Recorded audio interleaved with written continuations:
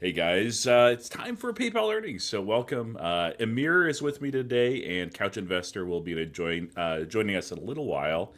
Um, Today's a big day, Amir. What are you thinking? Yeah, are we leaving PAINpal behind us, or is 2026 another transition year? It's kind of exciting. It's no Palantir. We had Palantir. I know you're into that stock as well. Yesterday, Oh it's probably man, not going to be one of those, but exciting nonetheless. They tend to talk a lot during these, a lot of so far empty promises. So let's see if we actually have any progress on the multitude of exciting projects that they've shared with us.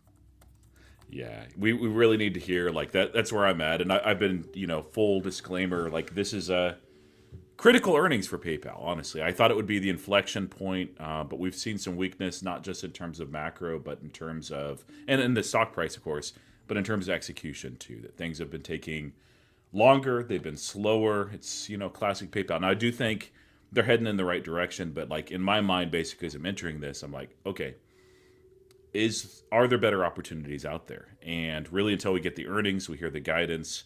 The good thing is, we know that this is a company that, if they put out numbers there on guidance, they're going to hit those numbers. So it's not a question of like whether or not they'll put out numbers that they're not going to reach realistically. And it's not all about numbers too. There's certain projects that have just disappeared off the radar, like Fastlane. Does it even exist? It does. I'm just kind of joking. Advertising, where are they at? What's Agentic going on here? commerce, what's happening?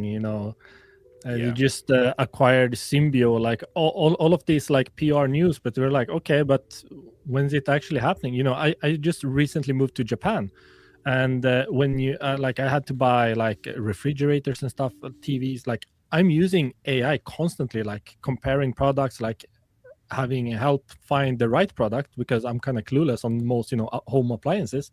Would have been great to have some PayPal, like click to buy, but it's not available. So what's happening with that? yeah.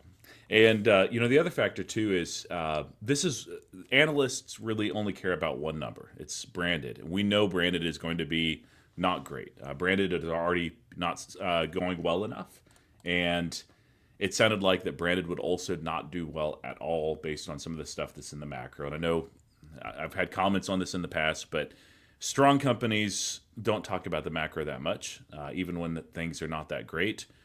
Weak or middling companies do, and PayPal's talked a little bit too much about the macro and their weakness there. So we'll have to see what happens. By the way, any stock move before earnings are actually released, I wouldn't read too much in that. That's just traders trading and speculators speculating. We also, as a word of caution or encouragement, depending on what happens, we saw last time, Amir, a massive pump in earnings, like really good, solid numbers. The numbers are not the problem with PayPal. Of course, the Yeah. OpenAI partnership as well 3 months ago, and we saw like plus 10% something gain, and then that faded, and here we are now near a low that was set back in 2017. So absolutely disgusting. Yeah, it's kind of interesting that they were so cautious about the consumer in Q4, but so far we haven't really seen like the earnings that we've gotten so far. Like, not many people seem to share that sentiment. Actually, it seems that consumer is doing just fine from the earnings that we have gotten. So I'm curious what that was all about. And do you know what the street expects for branded? If they Yeah, can like keep it high single digit, that's probably best case scenario, right? If that. those are expectations that they kind of don't put out there, very very often. Like analysts will put that in their analyst notes, but there's not I don't think Fiscal AI shows branded expectations. They do show free cash flow expectations, which by the way, that's one of the things that'll be a highlight when they come out, because they've reiterated like multiple times every single earnings we're gonna hit between $6 to $7 billion in free cash flow. You see what they put out so far this year, or last year rather. So we know it's going to be a colossal number. And for some reason, analysts are like way under that number. I'm like, I don't know what's going on there. But again, analysts don't care about free cash flow. They don't care about money. They don't care about EPS. They don't care about anything except for PayPal branded. That doesn't mean, by the way, that the stock can't go up. Like, that's the other nice thing about this earnings is expectations and sentiment are so low. It doesn't take much for this to see, massive rally. And so it's painful. We'll have to see what's going to happen here. But what are your guesses? What do you think we get today? You know, I've been saying this for a while. As long, I think the stock will, everyone and their grandparents knows that PayPal is seemingly cheap, seemingly undervalued, but we haven't really gotten that one single positive catalyst to hang on to. We haven't gotten like any tangible progress. So if we actually start to see something like that, I think that the stock can move very rapidly upwards, like aggressively. But if that doesn't, like, if you would ask me, like, can we see something in the 40s range? If you would have asked me like last quarter, I said like, no way, it's not going to happen. Yeah. But here we are on the cusp. But here we are. I'm also curious about one major thing, about the buyback situation. Sorry. One moment. We have another guest. Juan. Good morning, everyone. Good morning. Hey. Welcome. Glad you could join us. Nice to finally meet you all. I think I have some breaking news. We have a new CEO. Is that correct? I'm seeing people are saying Alex Chris is gone. So let me pull that up. That would be crazy. Yeah. I may be out. We'll have to see, but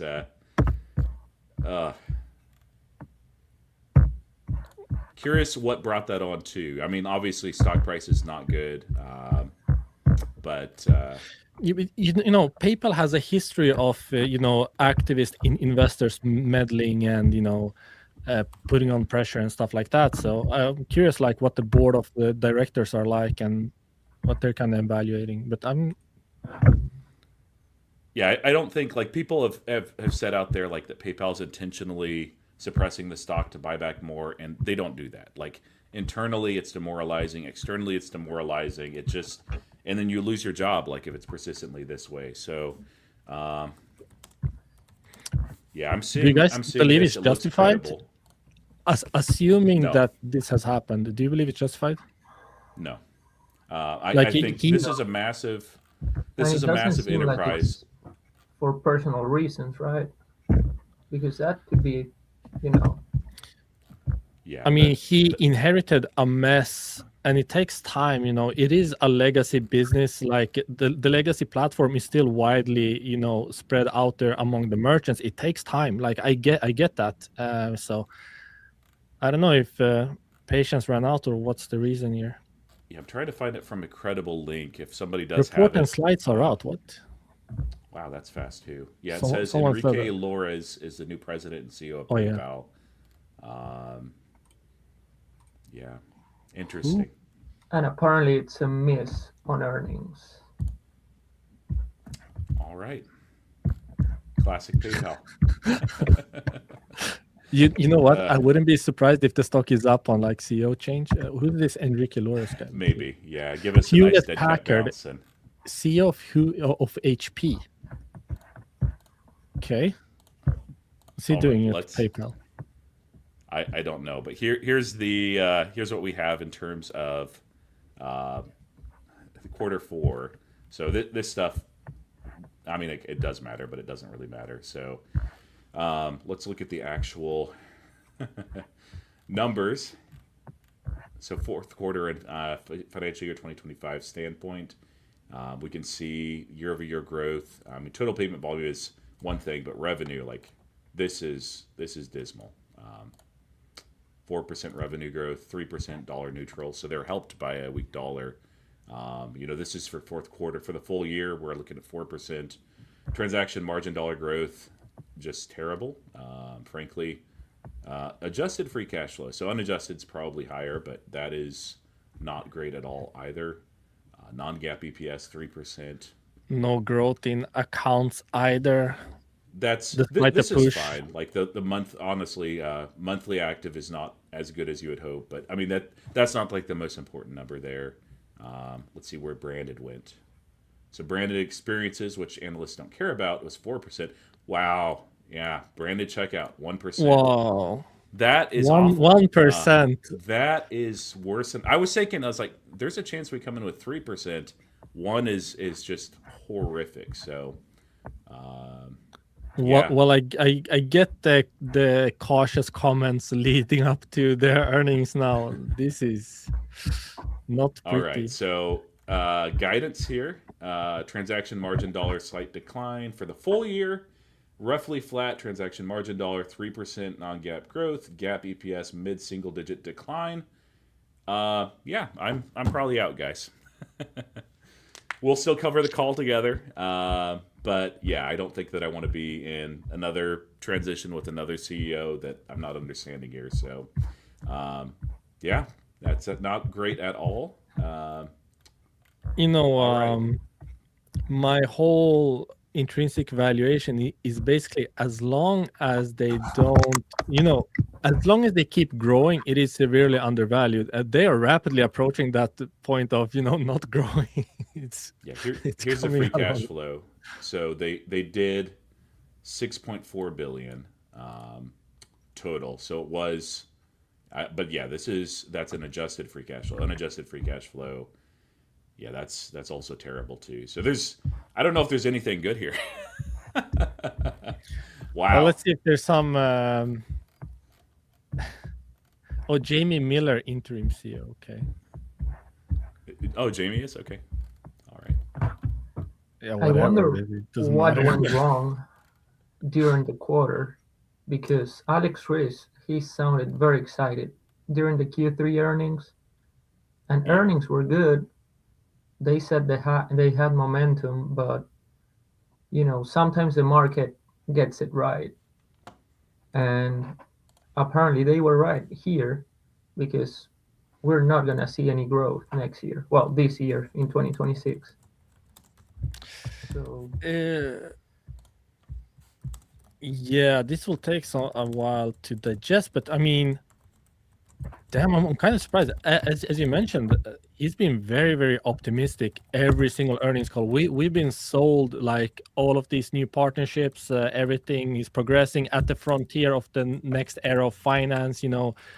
Doing all of these partnerships with Google, with Mastercard, with like acquiring Symbio, OpenAI, and nothing is materializing. Even like Fastlane, like I haven't encountered, better checkout experience. I would have probably by now, given how much I shop online, never came across it. So like all of these, like it sounds good, and more importantly, what's happening to the ads business? That could be like on its own, the ads business could probably be worth the whole market cap of PayPal now if executed well. Like what's happening with that? That's been in the pipeline for 2 years, like no progress. So Yeah. We're at 46.82 in the pre-market, down 10.5%, and I can't say it's unjustified. I mean, it could fall further. The business, it's still making money. It is a stupid valuation, but at this point, yeah, especially with that guidance with transitioning to another CEO, this is not worth my time. So, I mean, not talking about this earnings call, guys. We'll cover it, the highlights and the low he says that lights. sitting in a PayPal shirt. No, if I had another shirt, I'd like rip this one off, burn it, take another one as well. So, yeah, take a big L. I was wrong. I was completely wrong on PayPal. Yeah, not even happens. the OVA's revenue only grew 10%, down from 15% in Q3. International revenue only grew 1%. It grew 7% in Q3. There's Look how they're like nothing good. starting to break out new metrics to make it like sound like there's some growth. Enterprise payments TPV growth. Well, on that, like, I don't know that they're necessarily doing it for that reason, but like Well, no, that's but always I something mean, that I've wanted to know is like what percentage actually the total payment volume is enterprise or not. So like, I'll give them credit on that. I'm not going to give them very much credit on this earnings. It's abysmal.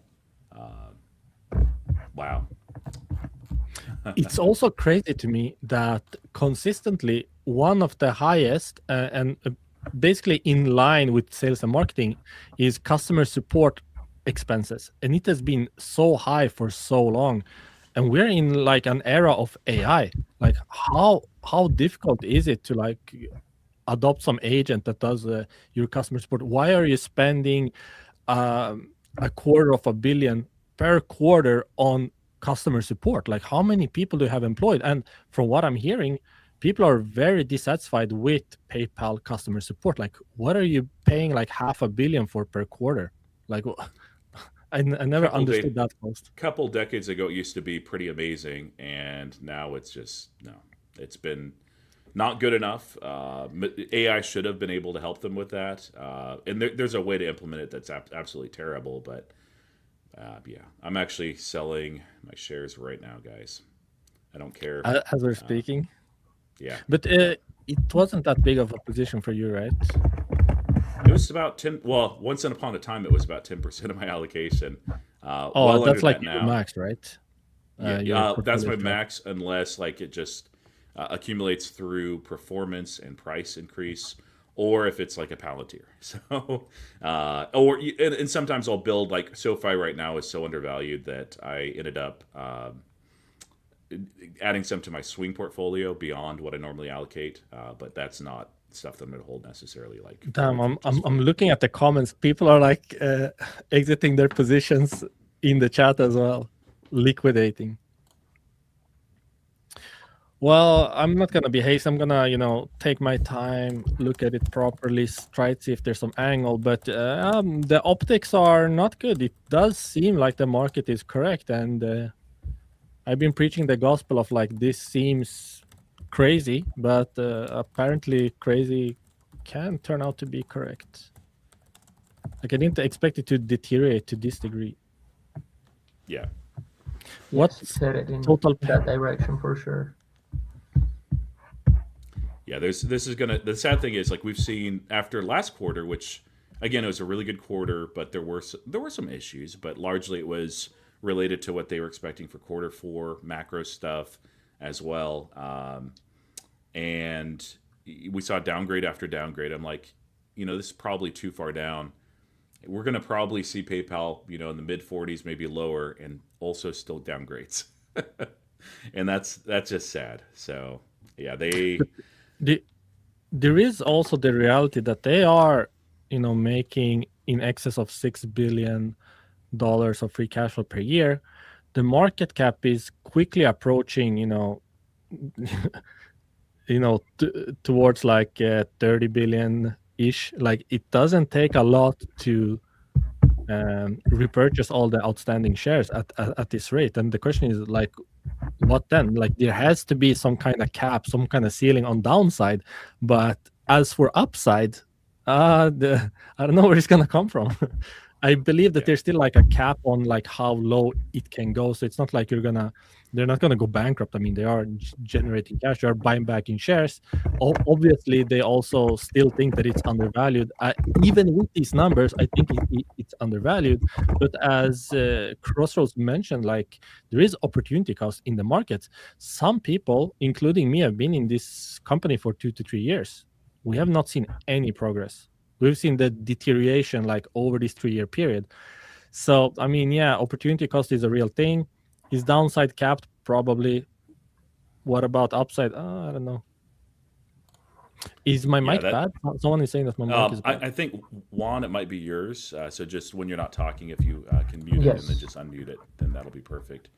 Oh yeah, I can hear some typing or something, like some clicking or Yeah, some.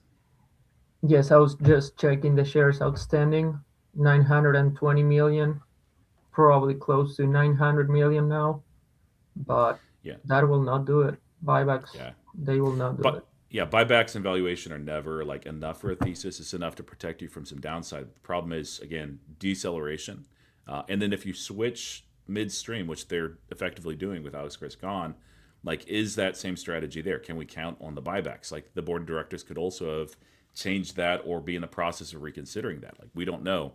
Is this perhaps something that an activist investor came in and is working to like kind of right the ship in their mind? We saw that with Dan Schulman, the previous CEO, and Elliott Investing. So lots of questions, too many for me. I've sold all of my shares. I still do have a small bit of options, which is probably worth absolutely nothing now. But I thankfully I'd sold a lot of mine back in December, where I was like, shares yes, options no. Now no shares either. So I thought what I are you was guys so doing? clever. Go ahead. Sorry. Amir. I thought I was so clever buying $65 call options. I'm like, dude, this is easy money. I don't even want to look at those now.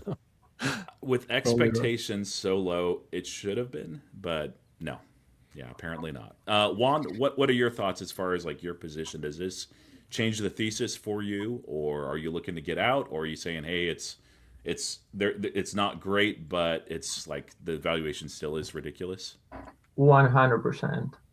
One of my reasons why I was still in there was Alex Chris. I thought he was doing a good job, but again, I don't know what happened in Q4, but something happened. The strategy is clearly not working, and we don't know where the next CEO is gonna, in which direction he'll head, and whatever he does, it's gonna take some time. Growth is definitely slowing, and it's hard to find any reasons to hold the stock, especially when you have SoFi trading at $22 like it is today, getting an upgrade from JP Morgan. I don't know if you guys saw that. That's I why did, yeah. it's up in the pre-market. Yeah, up quite a And bit. you have other stocks going down, Robinhood, other stocks, other opportunities out there. So I honestly don't see myself holding the stock much longer unless we see something crazy in the call We that need the Neil catches in our here. attention, which Jamie Miller Yeah. will be speaking, so we shouldn't expect much. No. She does bring a lot to the table, but not as far as speaking. Neil, when you're ready, you just give us a signal. It looks like he's getting ready to come on, and maybe he'll have a different view. By the way, guys, this is not financial advice. You don't, as you know, if you're holding PayPal, don't just follow us just because we're in something. We get a lot of things right, but we also get some things wrong. And the reality is, you know your situation better than we do. So, but the way that I look at it is when you are investing in a stock and the thesis actually changes, it's oftentimes not worth just holding on to, hoping that it'll rebound, that you can at least break even. That is a real opportunity cost. I've seen this before when my portfolio was not where it needed to be in 2021 through 2022. We went to the bear market. A lot of the companies that I was investing in just were not worth my time. Palantir was falling like everything else. And I was like, you know what? I'm going to sell all this junk, even though I was down, and I'm going to go into Palantir. And I had 90% of my portfolio at a point in Palantir. So there are other opportunities in the market. What those are, if you're like, hey, there's a screaming buy versus where you're at with PayPal, it may make sense to you to, think about reallocating. You don't have to hold on just because it's down and you're not break even yet. Like after today, nobody's break even unless you've been in since before 2017. So yeah, and if you held from 2017 until today, then kudos to you. You are one impressive investor. I wish I had the patience and stomach of you. That is some serious dedication. Yeah, it's down now 15%, 44.54 in the pre-market. Yeah, I don't know what more can be said there. I almost don't even want to look at the numbers, but we do want to do that. Let's see. Neil is there here. Anything looking back through, and you guys, of course, have the slide deck, I'm sure, as well.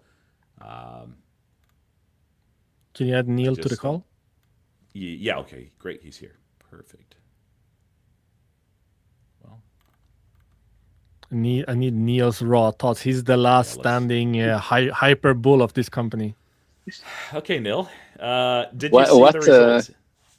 I didn't see the results. I just saw 20 messages pop up on my phone as if I'm the investor relations guy from PayPal, which I guess I am. Yeah. I'm actually on my way to PayPal HQ to take over the company. Yeah, wait. Because you don't know the results and you know the reaction. Can you try to guess? No. I know that Alex Chris is out. Yes. Yeah. I just don't know all the rest. All the rest I don't know. I just know I got messages, Alex Chris out. At first I thought it's just because the stock is down, but he's literally out of the CEO position. I haven't seen the results. I haven't really. I don't know. All right. This is crazy. And honestly, good timing that Robinhood also went down quite a lot yesterday. So I might do the old switcheroo here. Yeah, SoFi's that's looking probably. attractive too. And there's others. Palantir is looking massively undervalued too. No Yeah, joke so on that one. All right, so yeah, for the result, just a recap. So dollar neutral growth was actually 6%. They were aided by a weak dollar in total payment volume. Revenue, which is what the market more cares about, is 3% dollar neutral, so 4% growth year over year. So pretty terrible. Transaction margin 3%, non-GAAP EPS 3%, adjusted free cash flow actually under where expectations were. Slow activity growth. That's not the most important as far as monthly active and active in quarter four, but 1% is not great. More importantly here, branded, 1%. They somehow managed to do 1% growth for branded in quarter four 2025. If you look at the guidance, slight decline transaction margin dollar, flat transaction margin dollar interest and customer balances, mid-single digit decline non-GAAP EPS, mid-single digit decline GAAP EPS, slight decline for full year 2026 margin, roughly flat transaction margin growth, adjusted free cash flow. I mean, it's still healthy, 6 billion plus, but yeah, the reality is all of this is in decline, and with transitioning to a new CEO, it's like, can you even count? Like, what's the strategy here? We don't know. Did they give a reason, or we have to wait for the call? No, they said it's because it's weak results, it says. So I'll give you the direct quote. Our execution has not been where it needs to be, particularly in branded checkout. As announced today, the board's appointment of Enrique Lores, which is the apparently CEO of HP, when I Googled that name, is the next president and CEO, and Jamie Miller is the interim CEO. Yeah. So the worst case scenario happened is we basically got screwed over and got lied to, in short. By two CEOs, because Dan, like during Dan Schulman's period, they were already talking about basically Fastlane before it was called Fastlane. They're like, yeah, we have this new guest checkout, like you don't have to enter any of your information. We're working on ads. We have this vault. We're going to leverage the vault. That was during Dan Schulman. Nothing happened then. Then we got Alex Chris. Nothing happened under him except, PR news wires constantly, but I don't know. So I mean, I wouldn't say that. Like basically, like they were resolving a lot of their tech stack issues, which it was a very siloed business that didn't communicate well. The tech stack had been lagged. They had lagged on that investment. They didn't have a cohesive strategy for years. He brought that. Now execution on what's actually important to investors. So I think long term, like he had the right mindset, he had the right ideas and everything. He just didn't have enough time. And with where the stock performance was, and frankly, this execution, not just stock performance, is absolutely dismal for quarter four. So, yeah, I understand why they got rid of him. It's probably a mistake for PayPal, and I don't know if they can ever recover, honestly. Someone commented, apparently the new CEO was a cost cutter at HP with plenty of layoffs, so he might streamline PayPal. But that is one of the big problems with PayPal. I mean, we just mentioned that they're paying $500 million towards, customer support every year. I think they have something like, what is it, about 30,000 employees? There's no reason that you need 30,000 employees at PayPal. Let me try to see if I can find any news about that. And also, it doesn't help when you don't, when you say that a product will launch at certain date and you don't do it. The PayPal and Venmo interoperability, it was supposed to go live November 17th. I got the email and it never happened. PayPal World never happened. Well, it hasn't happened just yet. And many other missed opportunities. I use Venmo pretty much daily. Send payments, never got an ad after sending a payment. The PayPal app, the experience, I understand why people, they don't want to use it. And it's been a while, and they've been promising that they'll make all these changes, and they just they just didn't happen. It does seem true that he has done some cost cutting in recent times. In How long has he been November there? at HP. 2 years and Yeah. 3 months. Oh, he's Did been they actually buy back more shares this quarter, or that it didn't even happen either? 1.5. 23 million shares. Yeah. It's Yeah, Roy. So now we understand why they didn't answer our emails anymore. Oh, Makes sense. Yeah, it seems like after the second quarter results, that's when like the communication strategy completely changed, and I would expect that at that point, maybe the board of directors or somebody had stepped in and said, "Nope, you're not doing this. We need to look at what's going on, and no communication outside of what's already scheduled." So, yeah, makes sense. It is what it is.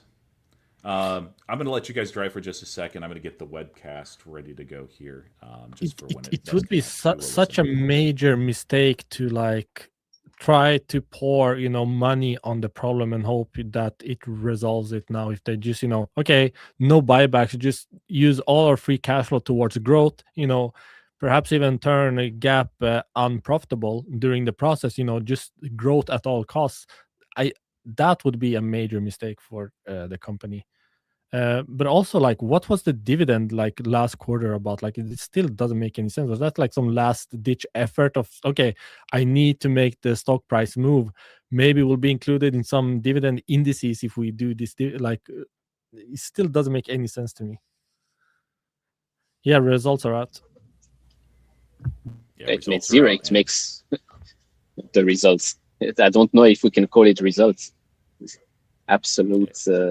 It's a big disappointment because on paper, on paper and even off paper, it is extremely undervalued. But the biggest issue here, just like this is the worst case scenario, is a good company, a cheap company, undervalued company with a lot of potential getting screwed over by bad execution and management, which I guess is what has happened here.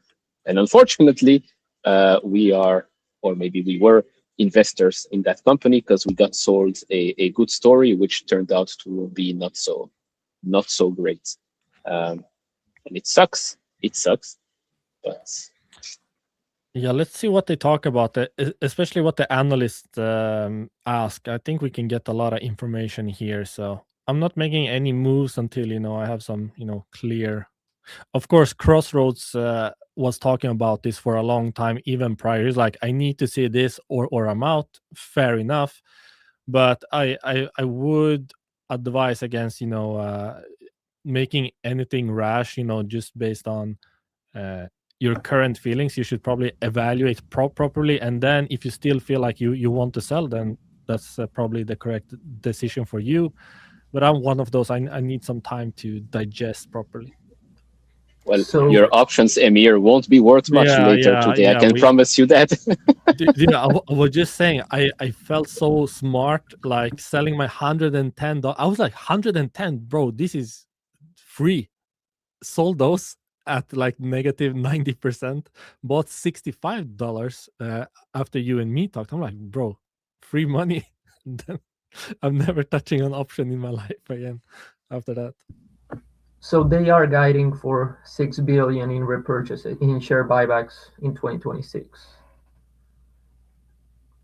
I guess they'll be cutting costs, and that's how they'll make it. But so I Venmo don't see this playing out very well in 2026. Where did you see that? Share repurchase 6 billion. Yeah, capex about 1 billion. So that remains the same. They're just guiding for lower EPS growth. Yeah. So Venmo 12% growth for the year, FX neutral basis 30% for the quarter. So there is some growth, double-digit growth there. P2P also double digits. Those two together, about 40% of revenues, or a bit more. 40% of TPV. Sorry. And we know that Venmo is not properly monetized. So, Venmo currently 18%. If they can get that to 20, start to monetize that. I mean, there's another proper. If they sold Venmo, it would be worth that's what I'm saying. Like Venmo alone, like the ads platform alone, could be worth the whole market cap. That's what we're saying. Like it is cheap, but apparently it is cheap for a reason, because it is deteriorating, in the major. So there's a few people buying that they're like, hey, cost cutting, it is stupidly cheap right here. It is probably going to be worth more in the future at some point. But at least for me, that's not enough. And to your point, what you said, Amir, like as far as not being rash and doing this on emotion, for me, like going in, I spent a lot of time like, okay, what do I need to see? What do I have to see? What are the situations where if I don't see this, how much would I cut? I went into this kind of expecting not great results, far better than this. And I was like, I might cut half. I still think it's worth my time. This is far worse, and with Alex Chris out as well on top of that, and the guidance for this year just lackluster. I'm like, okay, I've seen enough. This isn't based on emotion. I'm not happy about it. Believe me. I mean, I'm wearing a PayPal shirt of all things, so this one I'm not going to burn either, But no, for me, I'm out completely. But what about you guys? Is there any scenario of what they can say or what they can clarify on the call, which would actually get you to not only not exit but to buy more? Definitely not buying more. But if the narrative, if this new CEO comes and talks some more about Venmo, ads, not agentic because it's a little bit too early, but all the other initiatives that they have and how they're planning on executing on those, that could change sentiment a little bit and, let the stock not keep falling and finding a floor at like $45, $40, and then it has to be up from there. But this is not a stock that deserves to be trading at $80 or $90, at least not right now, especially if they are telling you that EPS will decline in 2026 or will grow slightly despite $6 billion in buybacks. So, I mean, yeah, it's a tough one. I mean, we've been speaking for me and probably a lot of people in the chat, we've been patient for so long. It would, okay, so let's say that the scenario is like, okay, let's say that I sell out, even though I still believe that it is still undervalued. Last time I checked, in the 60s range, the stock was priced for negative 5% revenue per year for the next 10 years. Negative 5% compounded. They are still not negative, so they are very undervalued. But let's say that I sell out because I'm seeing the deterioration start. Let's say that they actually start to see material stuff within the year and the stock price shoots up. I would probably not be able to forgive myself as an investor, given how long I've already been patient. And as a valuation-driven investor, I don't know how to reconcile it. It is tough. Like selling stocks is probably the hardest thing in investing. Like, to be honest, like buying is easy. You can be excited about stuff, but selling stuff it's really difficult for me personally. I'm sure many people share that, but I'm curious about our GOAT couch investor, the hyper bull. Like, what would make you sell? Yeah, I mean, for me, real quick, for me, thesis is broken, and when the thesis breaks, I look for an exit. Sometimes that means over the next few weeks or months. For me, I'm like, nope. There's screaming buys for me. I'm not going to hold this. Yeah. So if you do that, you have to tell yourself, no matter if the stock price triples by tomorrow, you have to be like confident in your, like, you can't like go back, oh, I shouldn't have done that. No, you made your decision given, these reasons, and you have to stick by that. Like, don't feel bad if that happens, because that has happened, to me, to others. It's a bad feeling, but as long as the decision was made on solid, grounded, not opinions but facts for yourself, for your investment style, then don't feel bad. I agree. I mean, I agree with Emir, because if, let's say, first of all, I have options, they are probably will not worth much today. I still have shares. The shares I will probably sell, and I think I'll just buy Robinhood today, because if I can get Robinhood at $90 with a company that does execute very, very well, rarely misses a beat, despite, yes, okay, there might be some cyclicality and some headwinds if crypto continues to go down and things like that. But with PayPal itself, let's say I sell today, the new CEO comes in. With new CEOs coming in, I mean, they're always putting the bar very, very low. I don't know, people in the chat probably know the CEO much better than me. I haven't looked him up, but apparently he did do some good things at HP. So I assume he comes in, look, this is the guidance that we give at the start of the year. Should be easy for us to deliver those results and probably exceed them. Because I don't want to have, again, because Alex Riss came in, he put the bar very low, never really exceeded them by a lot. It was every time, oh, a slight bit here, a slight bit there. We'll see what happens. Selling today could probably mean you sell the bottom, but as people said in the chat, there are probably better companies right now, especially since, yes, the thesis did change. I mean, Alex Riss is out. I think, Roy, you and I, the reason why we actually bought PayPal to start with is because we like what Alex Riss said at the start of his reign. So it has completely changed. I have no issues admitting that I was wrong here, but I was wrong because I was told not the full story by the company, which sucks, because you lose money, you lose time. There clearly opportunity cost here. So yeah, my shares will probably go to Robinhood shares, and the options, we'll see what I do with those later today. Yeah, these words. He did shock us. They did shock us. Absolutely. This is a shocking quarter. So, man of his word. No, just all jokes aside, I wish Alex Chris well. These sort of things happen. It's painful as an investor. Yeah. How has PayPal not performed any layoffs? They didn't this last year, at least not very meaningful ones. They did announce actually but it wasn't broadcast loudly on a 10Q that they were basically over the next couple of years right sizing. That's probably done more aggressively under the new CEO, and I think it's probably warranted. I mean, especially with results like this. So let me ask you guys this. What do you think went wrong with Alex Chris? Did he underestimate what he was going to find at PayPal? Did he focus on the wrong areas? Focus too much on, let's say, Venmo, which is, yes, it's growing well, but it's not going to move the needle in such a big company? Or what do you think that he should have done better? More layoffs? How do you guys think about it? I mean, let's go to the extreme case scenario real quick. Let's say Elon Musk took over. On day one, I think half the company would have been gone. Half the employees would have been gone, and then they would have, or maybe even more, and then along the way they would have added where necessary. I think Alex Riss, the vision was a good vision coming in. Many things actually are going in the right direction, but he was just not aggressive enough. Maybe it's not his fault, maybe it's the team, but then again, he's the reason why the executive team there exists today.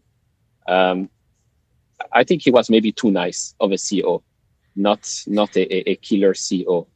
He could have laid off quite a lot. I mean, we talk about customer service. How many employees do you need at PayPal today? Not that many, especially not in this day and age with AI. And it's not like the customer service at PayPal is a good one either. So I think the vision was fine, just he was not aggressive enough. And I guess the team around him was maybe not the team to turn this ship around.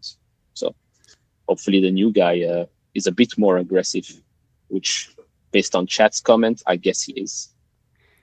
Yeah, I think, I mean, like, I think you hit the nail on the head. I'll take it, maybe like a little bit different direction. So Alex admitted as much that when he got in that PayPal was far worse off as a organization than he anticipated. That's not great, but the reality is it's not something that isn't. You can still do something with it. It takes time, and with an organization as old and as fractured as PayPal was under Dan Schulman, ultimately it's really difficult work, and so he needed to be more aggressive on the front end. And the other thing too is like he came from Intuit, where he was head of the small and mid-sized business, ran like half of Intuit. But the thing is, with his position, while he would be in the public like a Diego Scotti is at PayPal, he's not like seen as the CEO. So like the results of what's happening there, like shareholders are not like screaming for his head if the stock goes down like $10 at Intuit, versus here people are frustrated, insiders are frustrated, people that work at PayPal are frustrated as well. And I think that he probably also underappreciated how much, not only how much time it would take to turn this thing around, because it was a far worse organization than anyone expected until he really shone some light in some of those details there, but also that he didn't have as much time as perhaps he was thinking to turn things around, simply because at Intuit, if he was where he was like in PayPal, like a Diego Scotti, he might have like 5 years. CEO, nope, you've got a couple of years, and if it's not turned around, this is very common. What are you guys' takes? Yeah, I would agree that he seems more suitable to be more of like a steward than, sheer execution. But, I don't know if it's true that he's not a killer at all. I mean, we have to remember he came in, he replaced the whole executive team more or less. Not that we've seen any positive results from that. Probably should I, address the meat overall. But if you're asking me what he did wrong, I have to say that I was very aligned with the overall strategic vision of Alex, Chris, and PayPal as a whole. I mean, agentic commerce is the future. They were positioning themselves for that. They adopted, stable coins to cut costs and make the business more efficient. They did that. That's also the future. They were working on, fixing conversion rates, the typical pain points of commerce as it is today. Like they were doing a lot of good stuff. As you mentioned, the business as a whole was fractured. Like the Venmo team did not even communicate with the PayPal team, trying to build those two together and try to actually monetize Venmo. So like all of these strategies at the ads platform, I can get aligned behind all of those. Like the strategies are sound, but the execution was not there. Why is that? Because we never really got commentary, explicitly saying, okay, here was the timeline we laid out. We did not meet them. Here are the reasons, and here is what we're going to do about it. Like we just got, this, as I mentioned before, we got like PR news wires about partnerships, but no real like actual commentary on what's going on. So there was this veil of the management team is transparent with us, because seemingly they're sharing a lot, but we actually don't know any of the details, and we still don't know about them. So I'm not sure what went wrong, because I mean he cleaned house on the executive level. The strategic vision was there, but nothing happened. I would be surprised if they completely turn around and change everything that they laid out just because they got a new CEO now. I would be very, very surprised if they're like, yeah, all of these like growth trajectories that we laid out for ourselves, we're gonna abandon those. Here's what we're gonna do instead. I think those are still like worth executing on. But yeah, it's gonna be a good call. It's gonna be an interesting call. See what happens. Yeah, if Jamie Miller is the driver of the call, that's not her strength. So, but the one thing I'll say is Jamie, and also Alex, but he will not be in the call. They do speak very candidly when things are not right. I think too much, but I mean, not today. Like as somebody who's now on the outside looking in, I do have some options, and yeah, to your guys' point, like those are so far down, not worth much. I might just keep those as is. But that was a very small part of my position at PayPal anyway. So painful. Juan? Now I'm reading that Enrique, the new CEO, he's been at HP for 25 years, and they're planning to eliminate 4,000 to 6,000 jobs through 2028, and they are planning on saving $1 billion by 2028 from, savings that will generate. So yes, I think his strategy was good. Alex Chris's strategy. Execution could have been better, but he was just not aggressive enough. And as Emir said, they're not going to get rid of the plan that they had because they're focusing on the right areas, agentic, ads, you name it. But I think he joins a company that's in a better position than it was in 2021, 2022, 2023 when Alex Chris joined. We'll see how he approaches it. That was a good highlighted comment. Still sad that we have to put our hopes on firing employees in order for the share price to move upwards. Yeah, Man. it's not the best. And I, I've had that before happen. This is a long time ago, but in the great financial crisis, ended up we were affected by layoffs in the company that I was at. But it's, my heart goes out to anybody that's impacted by that. Now, as far as the downsizing, I would have to look back, but they had already projected to do some of this anyway in 2028. I think that's roughly maybe double the number, which is still, they still have a lot of employees with that count. So it'd be interesting to see if they even downsize further than that or what the strategy is here. So. I mean, PSP growth is accelerated. If we want to talk about some positive things here on the stream, PSP, bro. what is it? Acceleration from 6 to 8% growth. There are some positives in this report. If you look at the quarter, there are some positives for the quarter. It's just that guidance is definitely abysmal, and plus, we have a new CEO coming in. But yeah, if they continue with the same, let's say, direction, but be a bit more aggressive, then I think the guidance can easily be beat. But I guess we'll have to wait a little bit until we hear something on the earnings call. But so PSP on the quarterly, it looks like an acceleration. But if you compare fiscal year 24 and 25, you went from 15% to 5% for the year, and that's also the lowest margin segment as well. That's the break. But margins have improved. Right here.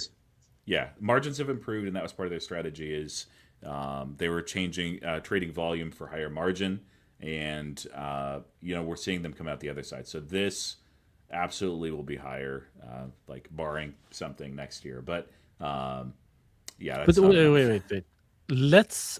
Let's talk about that. What does that look like in reality? Because you have the merchants you have, so you're basically alienating merchants. You are making merchants that you already have choose a competitor like Stripe, because it will be cheaper, because you believe that you can provide value-added services, that you are intentionally raising prices to lose customers. That means you don't have pricing power.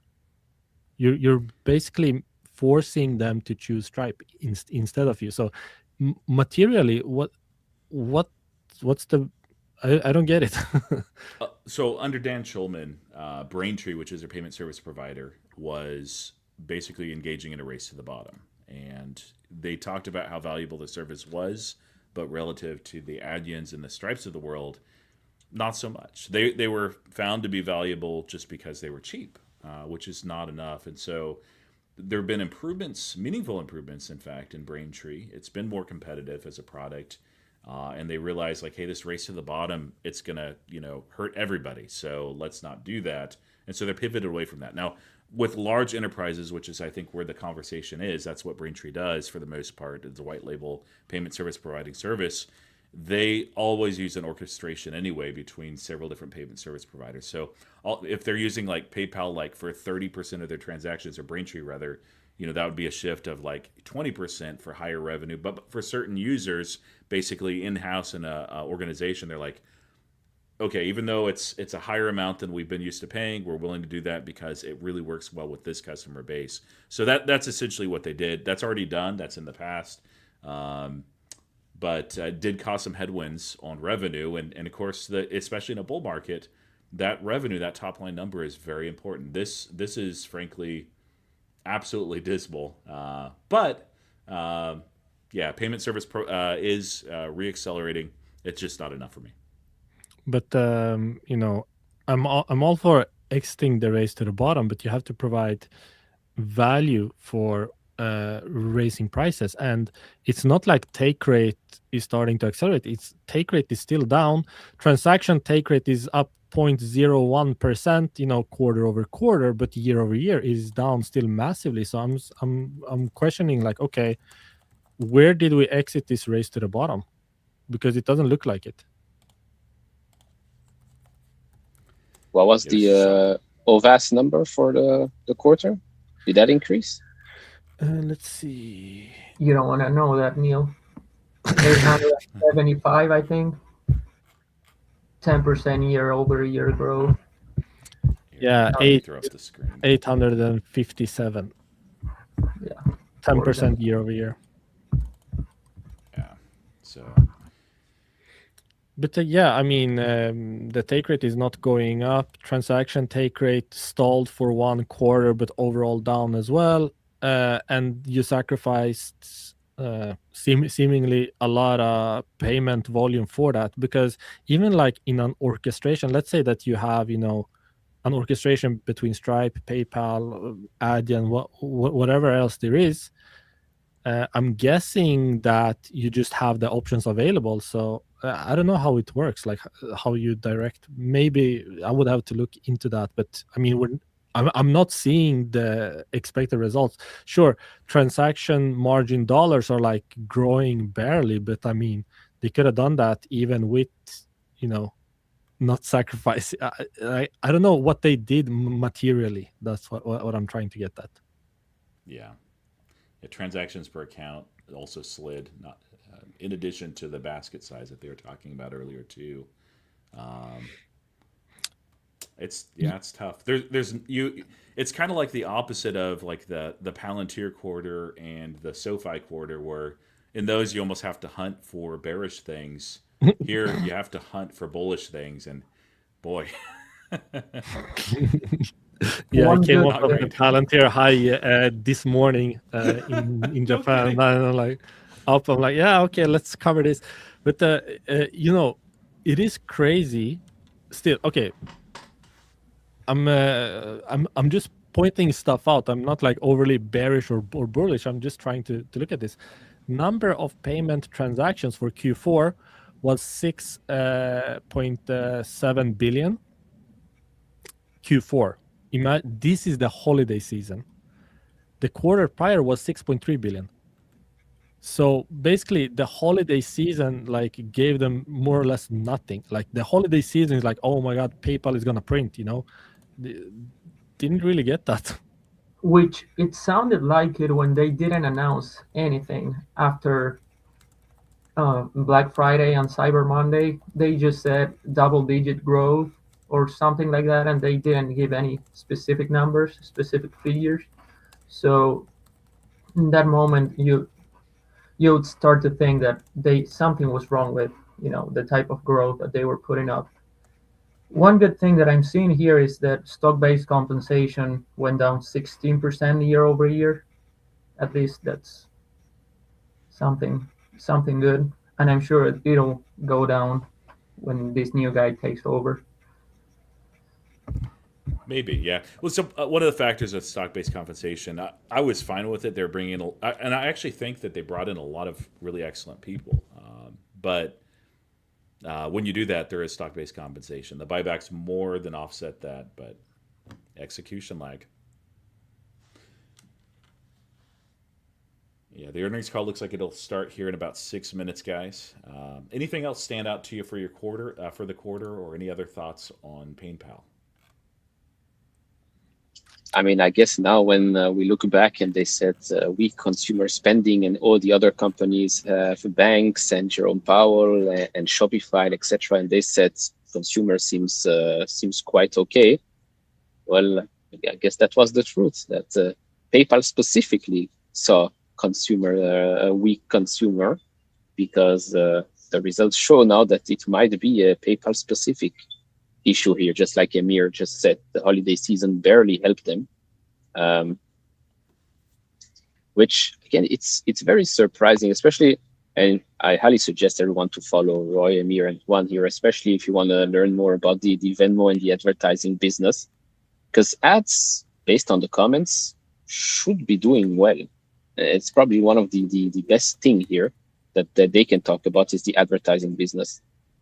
I don't know if we'll hear more about that during the call, maybe not, but when ads, Venmo, buy now, pay later seem to be doing well, just for the overall business, the effect is not reflected just yet.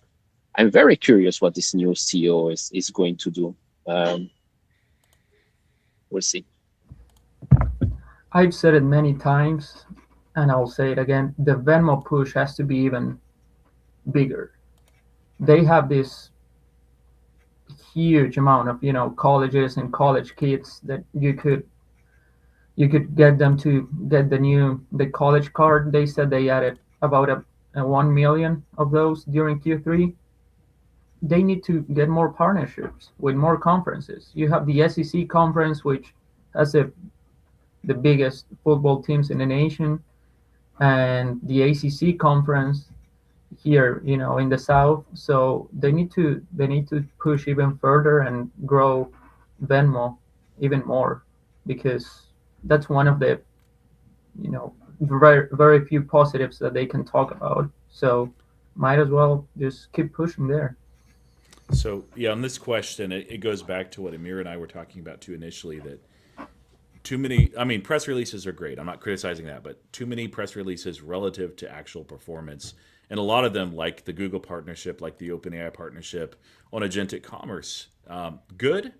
And agentic commerce may be here sooner than we expect, but still, it's not going to be a meaningful revenue driver for 2, 3, 4 years. They need something earlier. Venmo was hopefully going to be that in advertising as well. Not a single mention in the slide deck of advertising. Surprise, surprise. That was another thing that before I sold my shares, I'm like, okay, let me just see. Nope, nothing there. All right.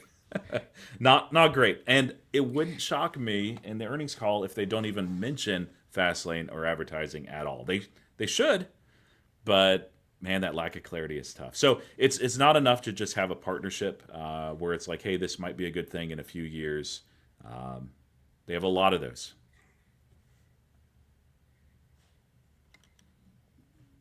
Earnings call looks like it'll start here in about 3 minutes, guys. I do wonder what analysts are going to ask in this call. This is like, because I mean, with Palantir, Amir, you know it. I mean, we all know it, right? With Palantir, what do we have? Two analysts and a half or something? With PayPal, at least there's going to be like a barrage of questions. I have one question, and then it's one question with 3 questions within it. I'm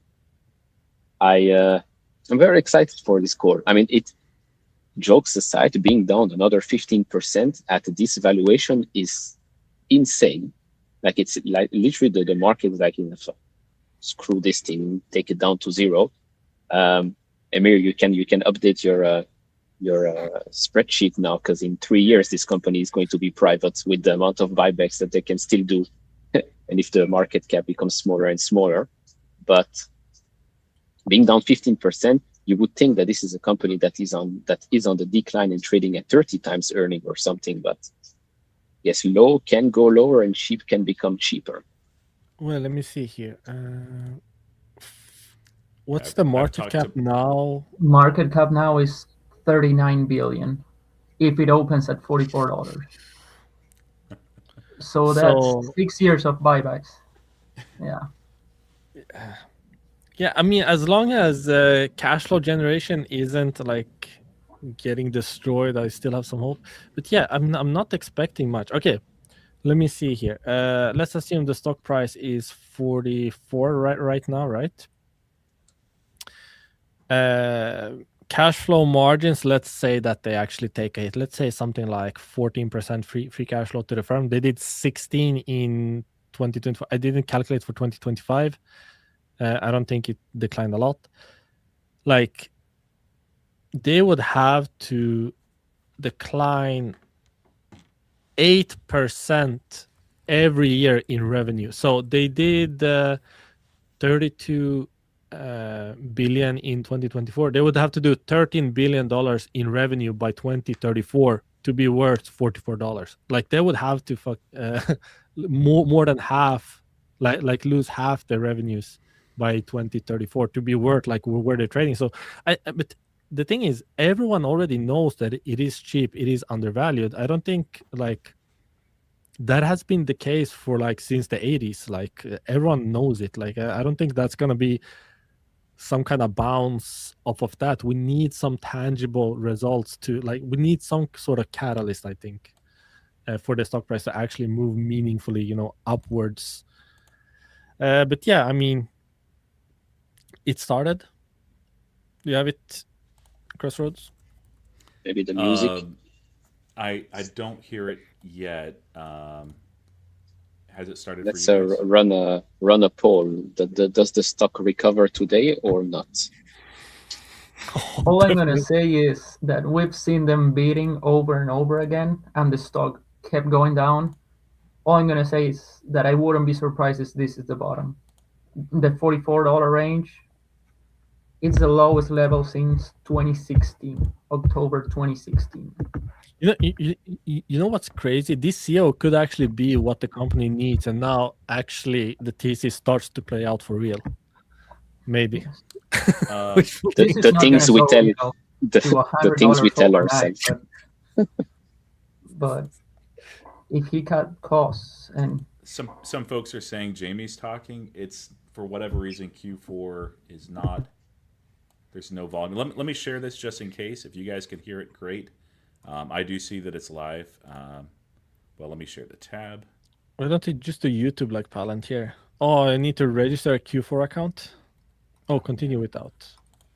Yeah, I can just do guest stuff. Let me do this. Sorry, guys. We're just a bit behind.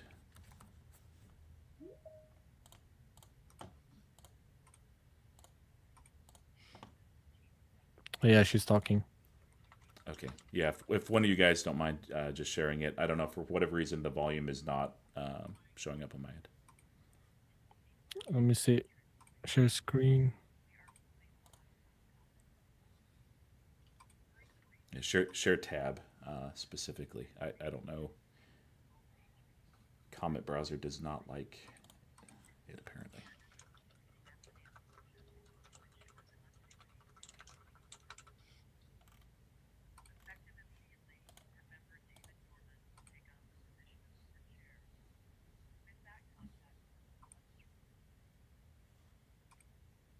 Present.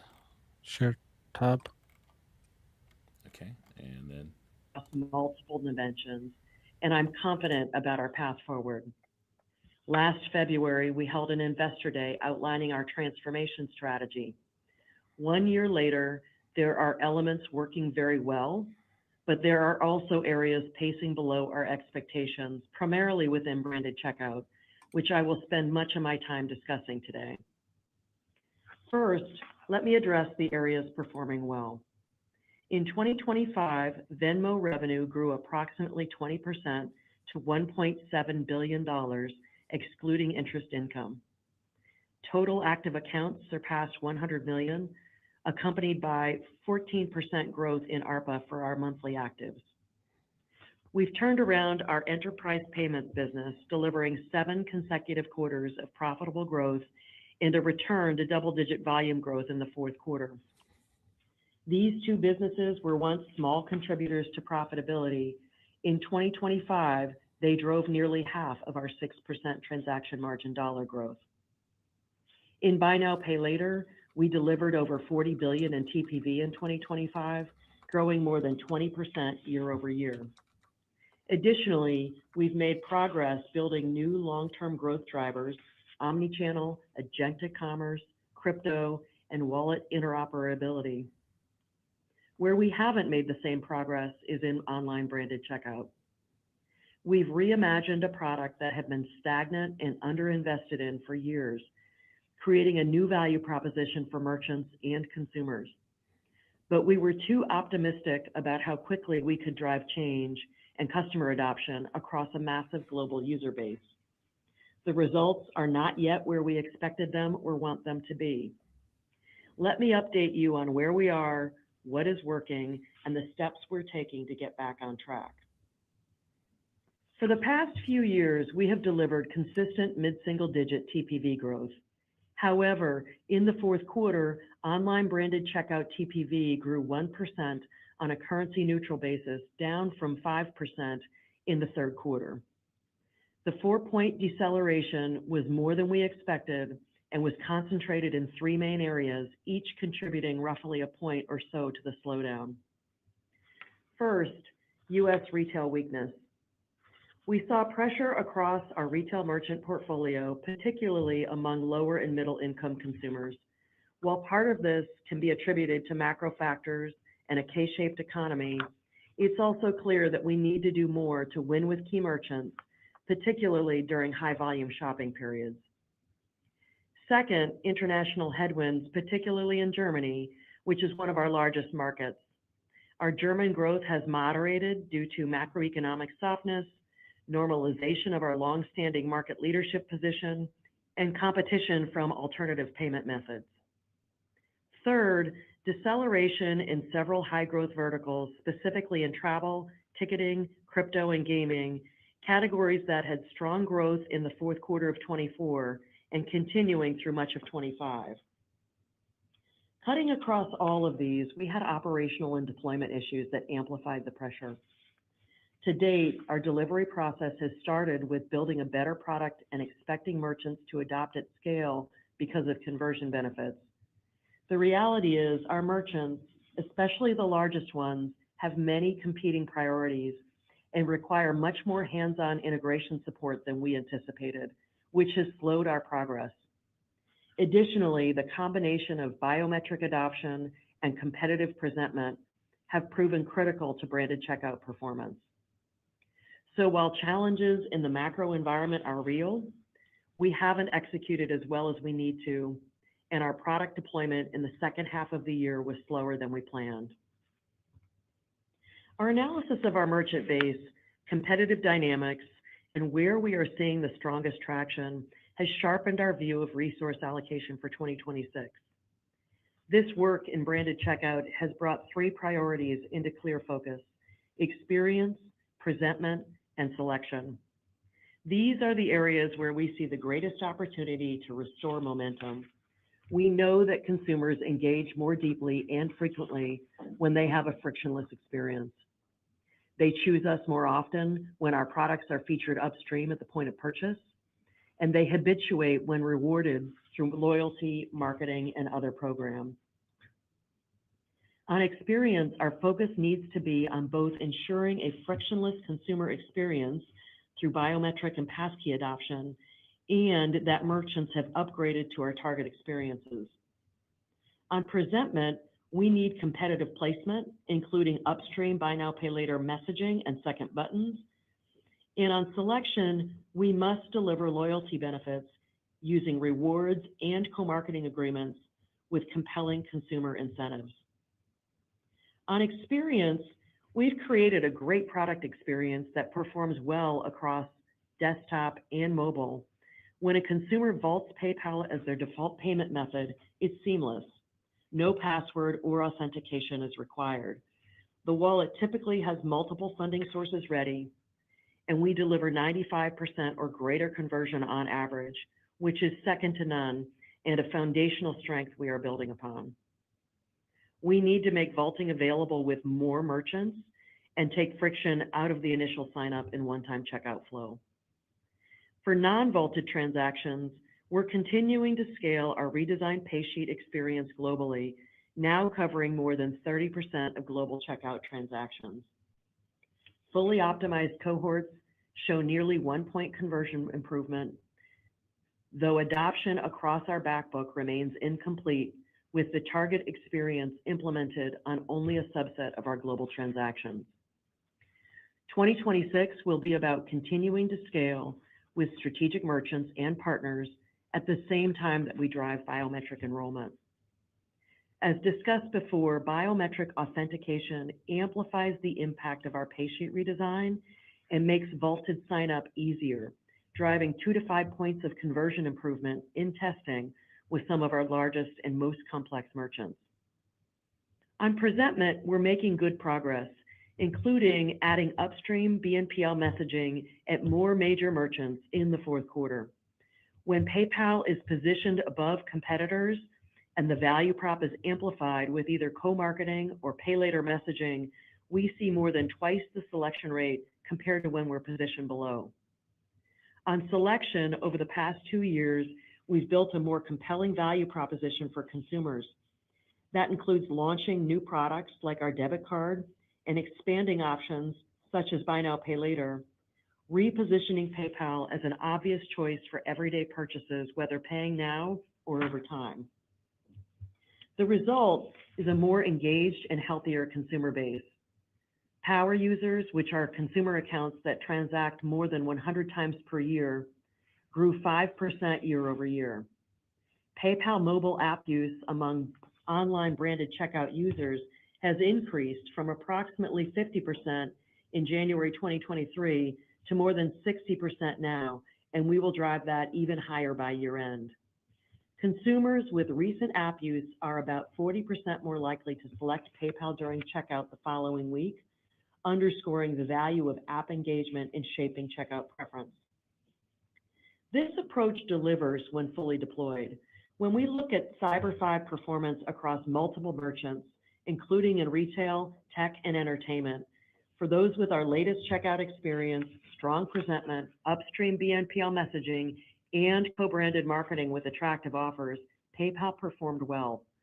On average, those merchants delivered very attractive double-digit branded TPV growth, significantly outpacing their local markets.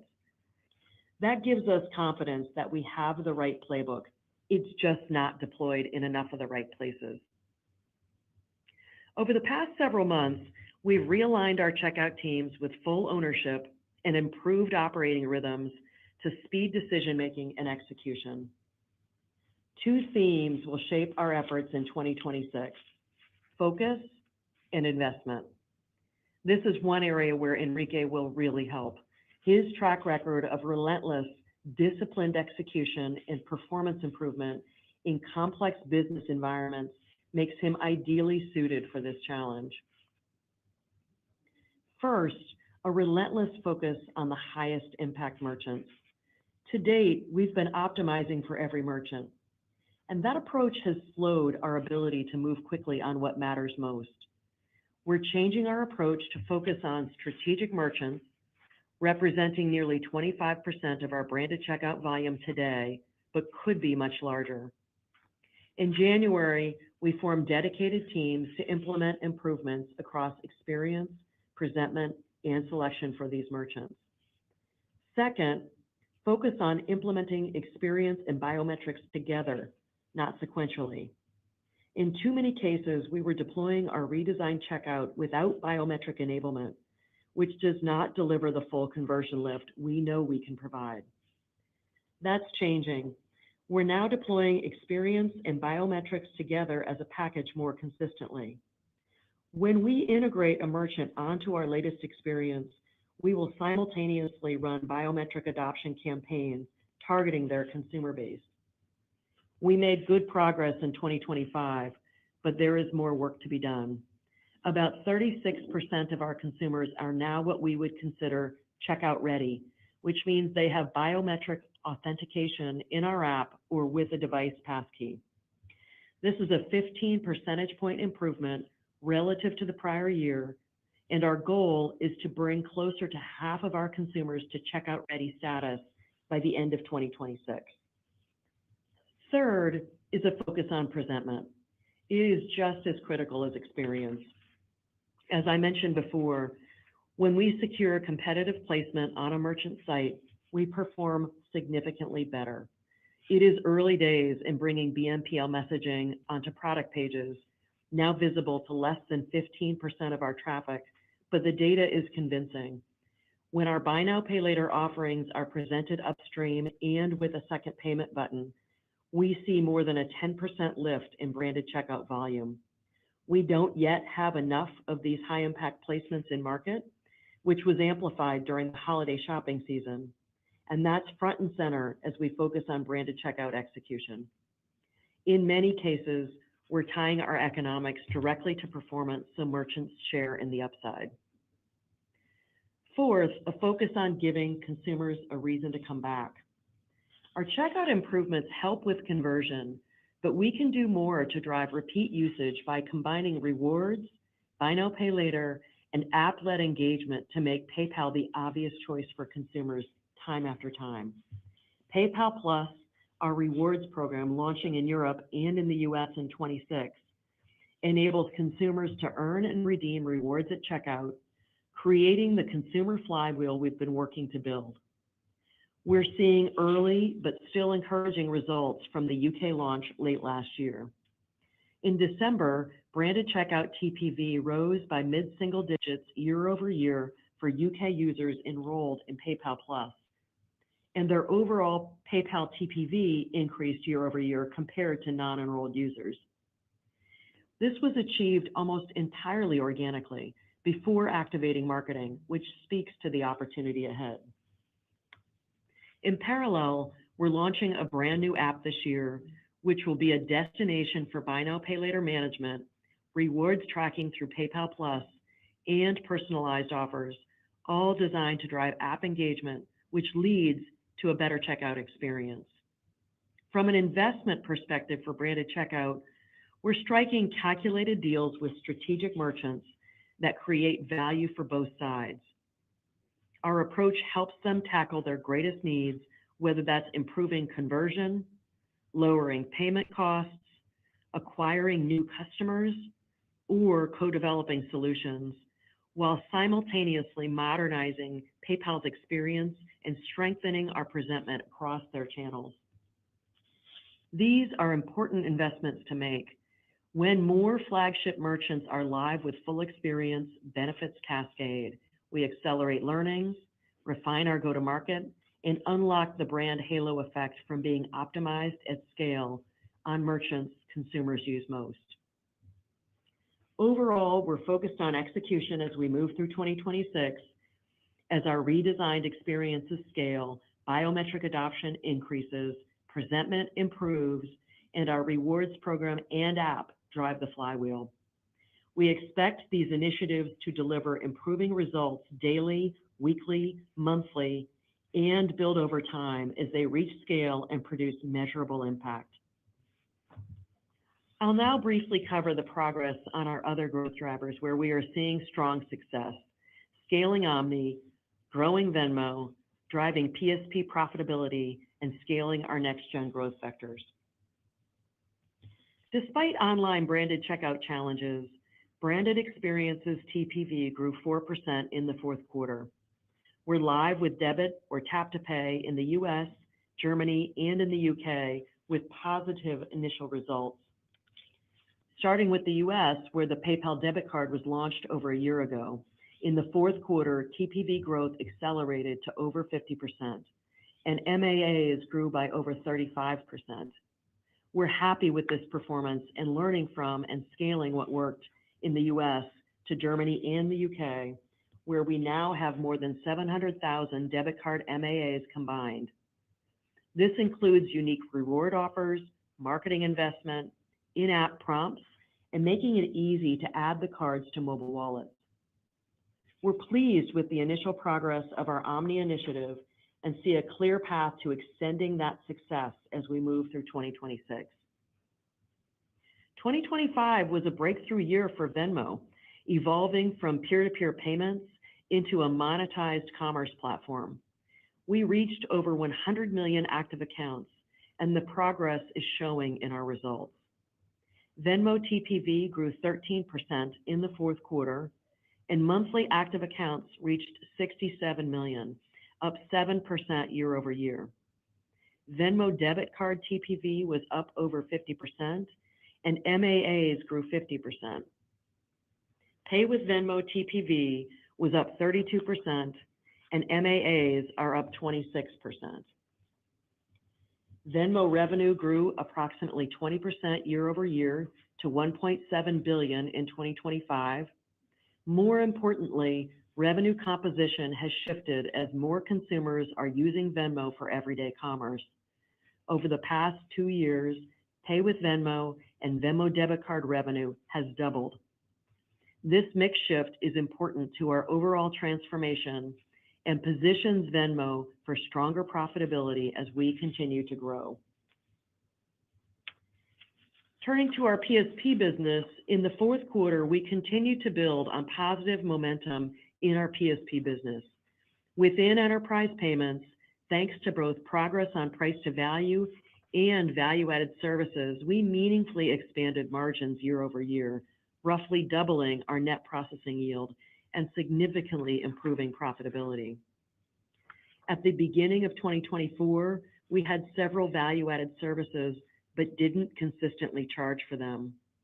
We exited 2025 with 16 services that merchants are happy to pay for because they're designed to improve authorization performance or reduce costs. Value-added services adoption continued to scale through the year, and in the fourth quarter, we added incremental capabilities, including Flex Factor and authorization enhancement delivered through our open architecture partner ecosystem, as well as Visa's pre-dispute resolution service through Verify, which will help to reduce merchant costs. We took our first omni-channel enterprise merchant live through Verifone, expanding to in-store payments where 80% of payments occur, qualifying us for RFPs requiring both online and in-store capabilities.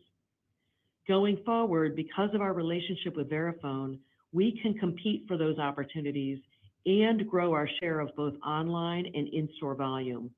This is the realization of the vision we presented at Investor Day last year, and we expect to add new merchants and expand volumes with our existing ones as a result. Let me quickly share some of our latest developments in agentic commerce. Our vision is to create a universally trusted catalog that AI agents can access, discover, and transact with safely and securely. Through our Store Sync offering, we are already connecting early adopters like Abercrombie & Fitch, Fabletics, PacSun, and Wayfair with agentic chat platforms to allow consumers to discover, evaluate, and purchase items within the chat. We went live with agentic purchasing through Perplexity ahead of Thanksgiving, and we are now also live on Microsoft Copilot. We are helping merchants connect with customers through new channels and remove friction from the checkout process. Store Sync is enabled through a partnership with Symbio, which we have agreed to acquire to bring this technology in-house. Agentic won't materially impact 2026 growth, but as AI-powered shopping scales, our aim is to become the default payment option. This is only the beginning, and we are collaborating closely with the major AI platforms as we build agentic commerce capabilities together.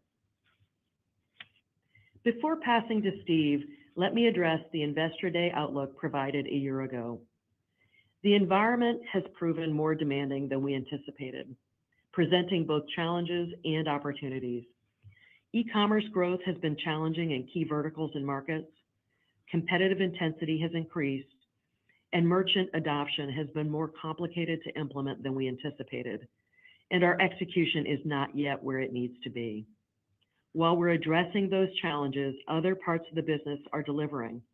Venmo is on track to exceed $2 billion in revenue ahead of plan. Our enterprise payments business returned to double-digit volume growth in the fourth quarter, and Buy Now, Pay Later continues to grow rapidly.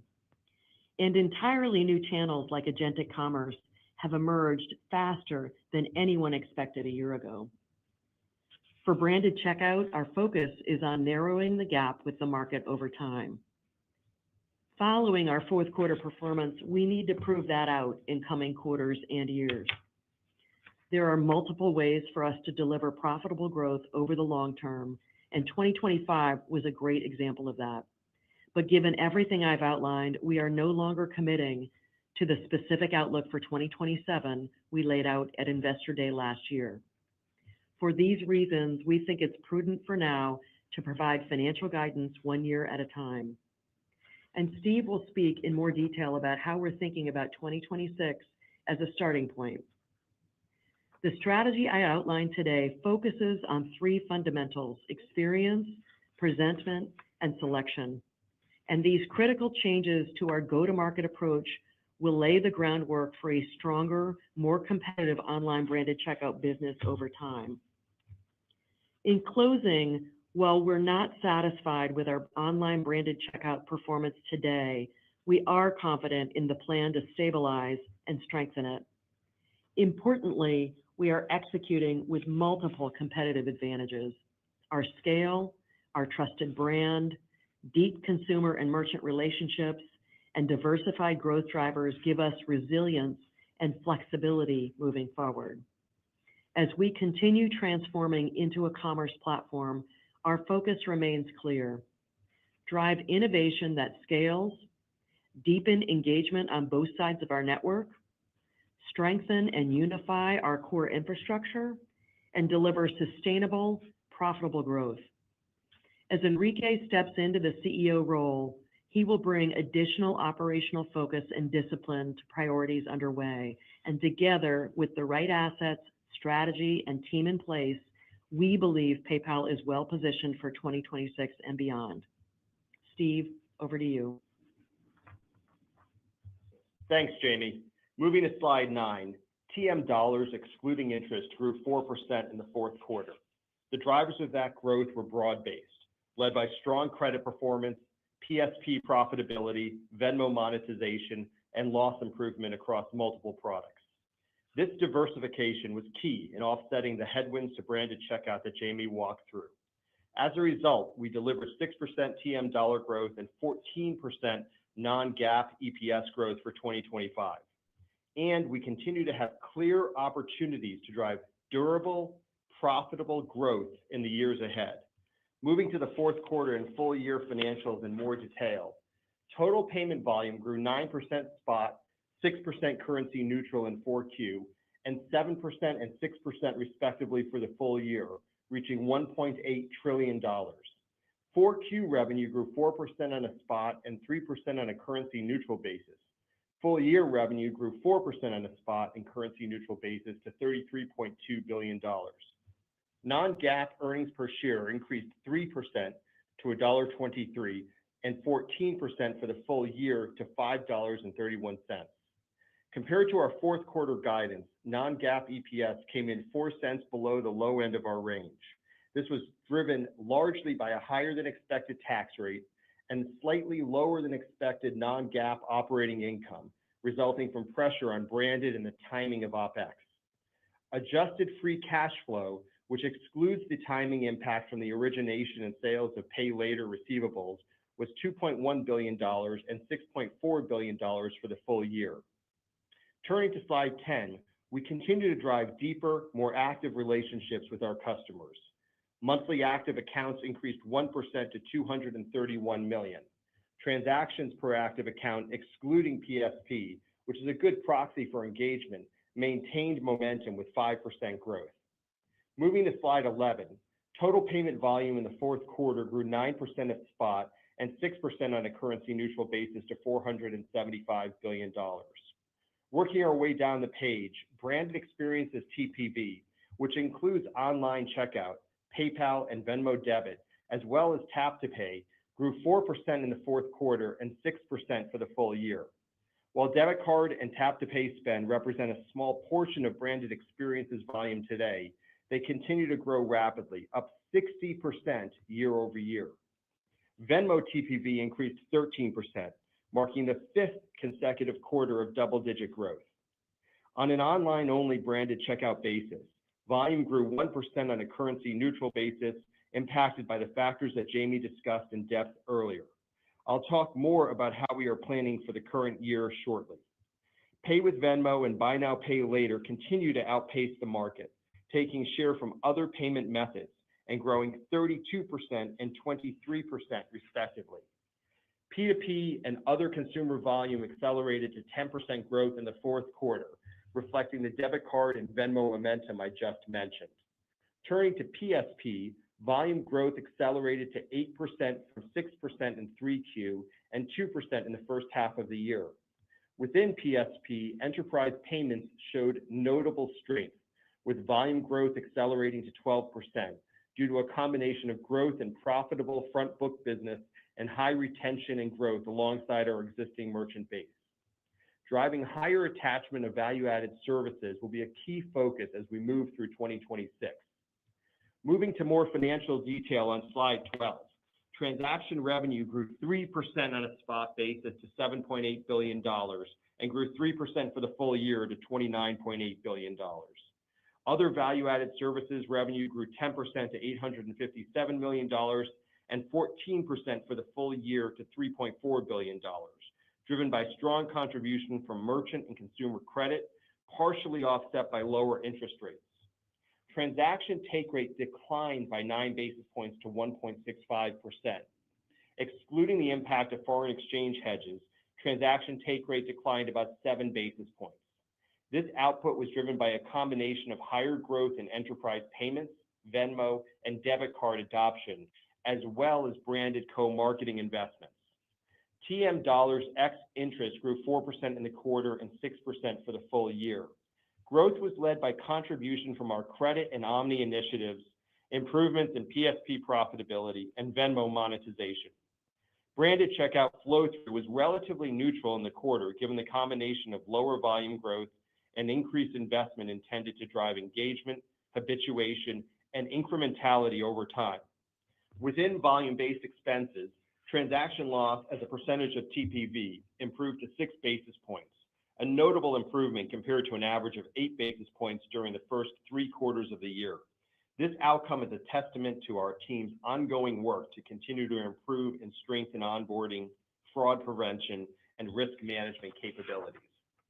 Non-transaction related OpEx increased 2% in the quarter as we continue to actively manage our cost structure while reinvesting in key growth initiatives. Non-GAAP operating income grew 3% in the quarter to $1.6 billion and 9% for the full year to $6.4 billion. Moving to capital allocation. In the fourth quarter, we completed $1.5 billion in share repurchases, bringing full year repurchases to a total of $6 billion. We also paid the company's first quarterly dividend of 14 cents per share. We ended the quarter with $14.8 billion in cash equivalents, and investments, and $11.6 billion in debt. Moving to guidance on slide 13 for 1Q and full year 2026. Let me start by walking you through some key assumptions. As we discussed last quarter and Jamie detailed earlier, we see a significant opportunity to drive consumer engagement, habituation, and higher selection of PayPal through targeted investments across the portfolio. For 2026, we expect these targeted growth investments to represent approximately 3 points of headwind to TM dollar growth, while driving durable long-term benefits in the years ahead. This spend encompasses the strategic priorities Jamie outlined: scaling new experiences, improving presentment, increasing consumer selection, as well as driving adoption of new channels. About 2/3 of the spend is targeted directly towards branded checkout and buy now, pay later, with the remainder allocated to areas including Venmo, loyalty, and agentic. What's important to call out here is our approach. While a portion of these investments result in lower upfront economics that will weigh on TM dollar and EPS growth in 2026, they are critical to fundamentally shifting our branded checkout product and positioning over the next few years, and have attractive multi-year payoffs that will improve the durability of our business in the years ahead. We're being very disciplined about how and where we deploy capital and will adjust as necessary, leaving flexibility to lean into areas that are working. We're actively harvesting productivity across the organization and reallocating resources to the highest return opportunities. We have conviction in the impact these initiatives will drive. However, given the slower exit rate from 4Q and the time required to scale these programs, our guidance reflects slightly positive to low single-digit branded checkout growth for the full year as we rebuild the momentum Jamie mentioned. Turning to more specifics, for the first quarter, we expect low single-digit revenue growth on a currency-neutral basis. TM dollars to decline slightly, or roughly flat, excluding interest on customer balances. Mid-single-digit growth in non-transaction operating expenses, and non-GAAP EPS to be down mid-single digits. For the full year, we expect TM dollars to decline slightly, or roughly flat, excluding interest on customer balances. Approximately 3% growth in non-transaction operating expenses, and non-GAAP EPS ranging from down low single digits to slightly positive. Our guidance assumes approximately $6 billion in share repurchases and at least $6 billion of adjusted free cash flow. As Jamie discussed, we are no longer providing the specific multi-year growth outlook we presented at our Investor Day a year ago. As it relates to branded checkout, our prior outlook assumed a more stable e-commerce environment and a certain pace of product rollout and merchant adoption. Neither has materialized to date as we anticipated, and while we can point to a number of constructive indicators, it's hard to call the precise time frame when we will see an overall inflection for branded. Branded checkout represents over half our profit dollars, and we're confident the product, channel, and marketing investments we're making will drive improvement and acceleration over time. There are also multiple paths to deliver attractive growth. Venmo, PSP, omni-channel initiatives, and credit are all levers that can contribute to TM dollar and EPS growth alongside branded improvement. Our overall value creation framework centers on driving volume growth by closing the online branded gap with e-commerce, increasing penetration offline, and keeping MAA growth and customer engagement at the center of our KPIs. We are strengthening and investing in our core, building out new growth paths like BNPL and Venmo, while staying at the forefront of next-gen growth drivers, including agentic, PayPal World, ads, and crypto. We are also driving process improvements and using AI to leverage our cost base and redirect spending to innovation. All this will help us deliver higher levels of EPS growth, grow free cash flow in line with net income, and apply disciplined capital allocation to deliver durable growth and higher returns. The business has already proven an ability to deliver at least mid-single-digit transaction margin dollar growth and double-digit EPS growth, even in a challenging branded environment. The investments we're making in 2026 are designed to strengthen that foundation and position us to sustain and build on that performance in the years ahead.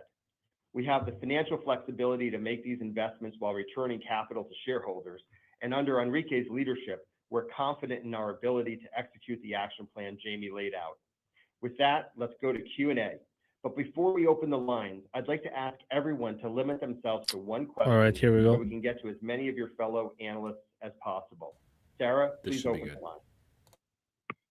At this time, I would like to remind everyone, in order to ask a question, press star, then the number 1 on your telephone keypad. We'll pause for just a moment to compile the Q&A roster. Your first question comes from Tien-Tsin Huang with JP Morgan. Your line is open. Hey, thanks so much for taking the question here. Just you went through a lot, so thank you for all that.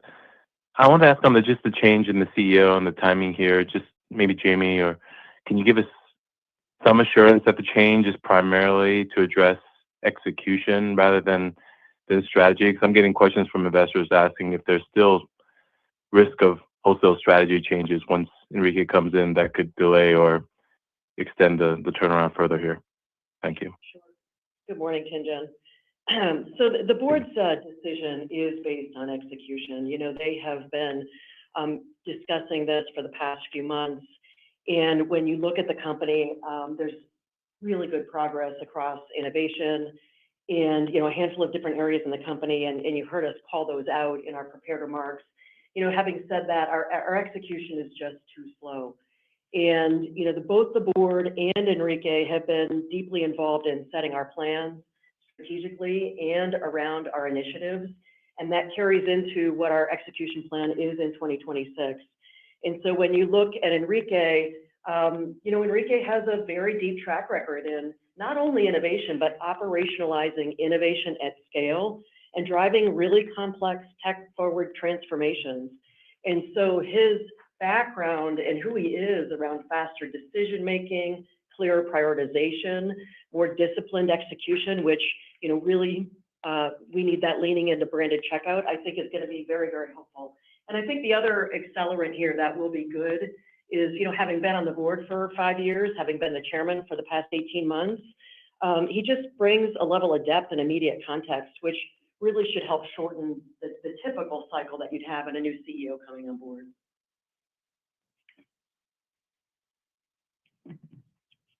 The next question comes from Ramsey El-Assal with Cantor Fitzgerald. Your line is open. Hi, thank you very much for taking my question, and I second Tien-Tsin's appreciation about all the granularity here. It sounds like you're quite confident in your strategy around modern online checkout, and meaning you see the offering itself as pretty effective and compelling. The issue seems to be getting the merchants to engage and implement it. So how do you do that? How do you get them to adopt it? Is it a question of incentives? Is competition keeping them from engaging? Like what can you guys do to sort of force the issue a little bit? Engaging with merchants really takes on a lot of different flavors.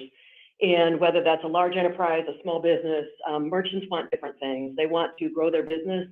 They want to bring in new customers. They want to improve conversion. And so honestly, every single conversation we have involves a different strategy with respect to how we approach it. And that can range from really driving our merchant integrations to the latest integration and getting more conversion, combining that with our consumers on biometrics and passkey. It can really lean into upstream presentment around buy now, pay later. And again, more customer acquisition strategy, all the way over to how do we co-market together and how do we pull people in, customers to engage and habituate not only around us, but equally importantly with them. And so all of that are parts of these discussions.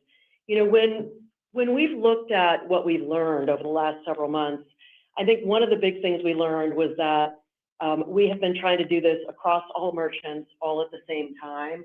And what we have done now is really reformulated our teams around dedicated mission-based teams, particularly for high impact merchants, and really leaning into the latest integration, really deploying experience and biometrics together, and really going in with an aggressive upstream presentment strategy. And, you heard me talk about it in my prepared remarks, but I think it's worth repeating that when we see merchants with the latest integration, when we see them with upstream presentment and a second button, and with that co-marketing, like that combination drives markedly higher performance for us with our merchants. And we saw that in the holiday season. So there's multiple ways to win here with our merchants, but each is unique, and that's exactly why we're organized the way we are going into 26. The next question comes from Darrin Peller with Wolfe Research. Your line is open. All right. Hey, guys, thanks. Maybe just a quick clarification in terms of the timeline you'd expect some of these investments to help come to fruition, and just helping frame a little bit more on if you're expecting TM dollars and branded to improve in the back half of this year, or is this more of a 2027 story? So in other words, exiting the year, should we start to see any evidence of success? And then a bigger picture question would just be your thoughts on balancing between really a growth company and capital return story. I'm just curious if that's changed at all in your framework of how you think about investments in the business, capital investments going forward. Hey, Darren, good morning and thanks. Why don't I tackle the first question on transaction margin, and then Jamie will handle the growth versus capital return part of the question. On TM, think about the full year. We talk about a slight decline. We talk about that really coming from a consistent contribution from PSP and Venmo, offset by the roughly 3 points of headwinds from those increased growth investments. And then also we have a 1 to 1.5 points of lower interest.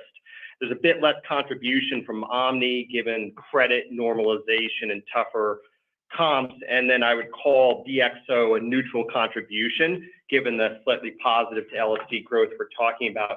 This is pretty, smooth as we go through the year in the sense that, you have our 1Q numbers that we lay out there. Those investments have already started, so they will hit us in 1Q and through the course of the year, as opposed to us calling for kind of a back-end loaded year. We're not doing this at this point, and I think we're going to need increased visibility from how each of these initiatives and the new incremental investments are performing. We learned a ton in the fourth quarter from the investments that we made, and those were incredibly helpful. We'll apply that through the rest of the year. Jamie? Yeah, and then Darren, with respect to balancing between growth and capital return, listen, we've got a collection of really unique assets here, and our focus right now is on transforming this business and really growing the assets we have and investing organically. In addition to that, we've had a strong capital return profile over the last couple of years with $6 billion in buyback, the initiation of a dividend, and continuing that program into this year. You know, the board discusses and is involved with our capital allocation strategy on a regular basis. And part of Enrique coming in really is to lean into continuing to improve and grow our businesses and doing that through prioritization, through better execution, and really being very choiceful about where we're placing our bets. They didn't The answer next either question question. comes from Sanjay Sakhrani with KBW. Your line is open. Thank you. Good morning. I just want to follow up on some of the questions that have been asked. Maybe just a little bit more embellishment on what's included and embedded in the 2026 outlook, given it's a transition year. I guess when we think about the underperformance in branded volumes, some of it's been the lack of upgrading merchants, macro, and then maybe others taking share. Like, which parts can actually turn the corner as we move through 2026? And then just on Tien-Tsin's question, is it fair that Enrique was involved in the process of sort of setting the expectations, so we shouldn't expect a big change after he comes on? Thanks. Why don't I start with your questions around 26, then I'll hand it over to Jamie for the second part of your question around some of the branded and board decision process, Sanjay, and good morning.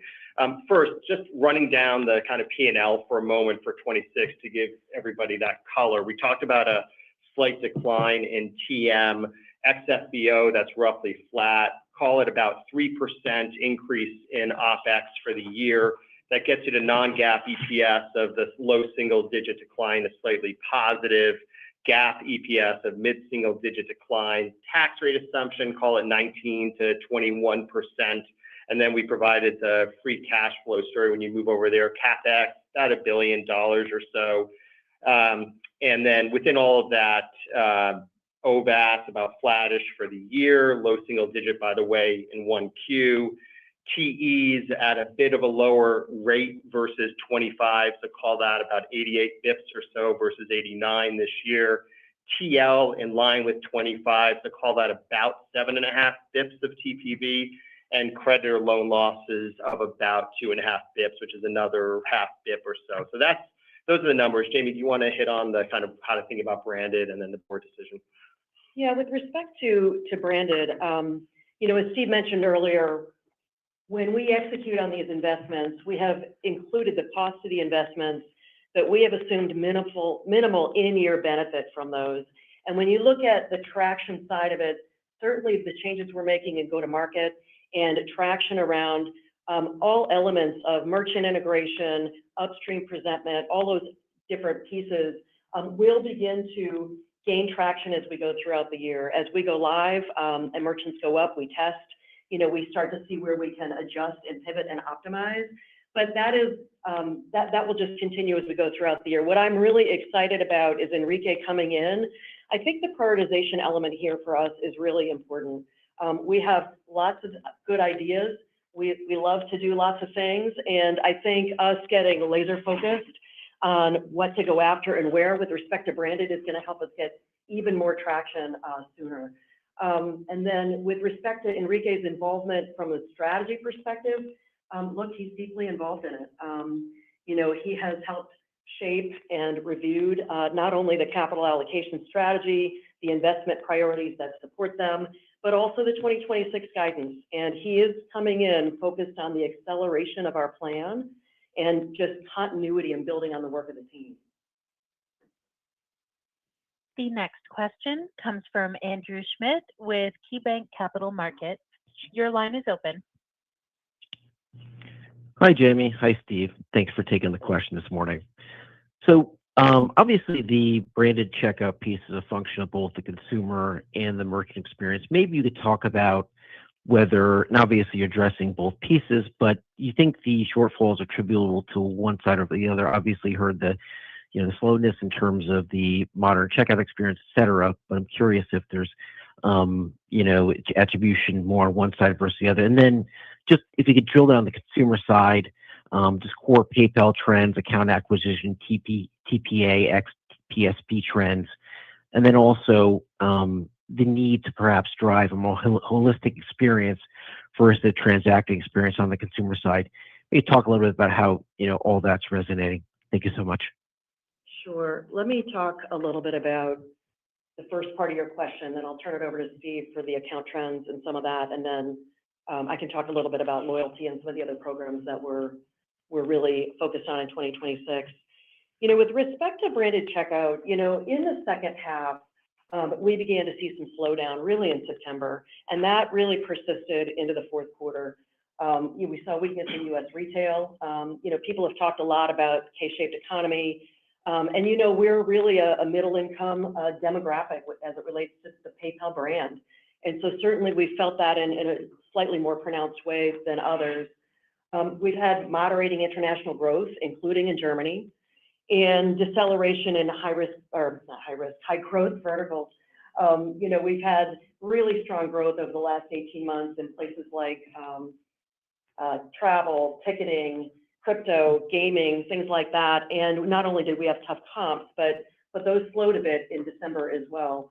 And so all of this has been amplified by execution, by slower product deployment. So when you level back up to sort of merchant versus consumer, I'd say it's a play of both. And, really it underscores our need to get our experience, further out into the market with our merchants, the latest integrations, and consumers using biometrics and passkey, and the presentment that we've talked about, and really leaning into things like co-marketing and loyalty programs.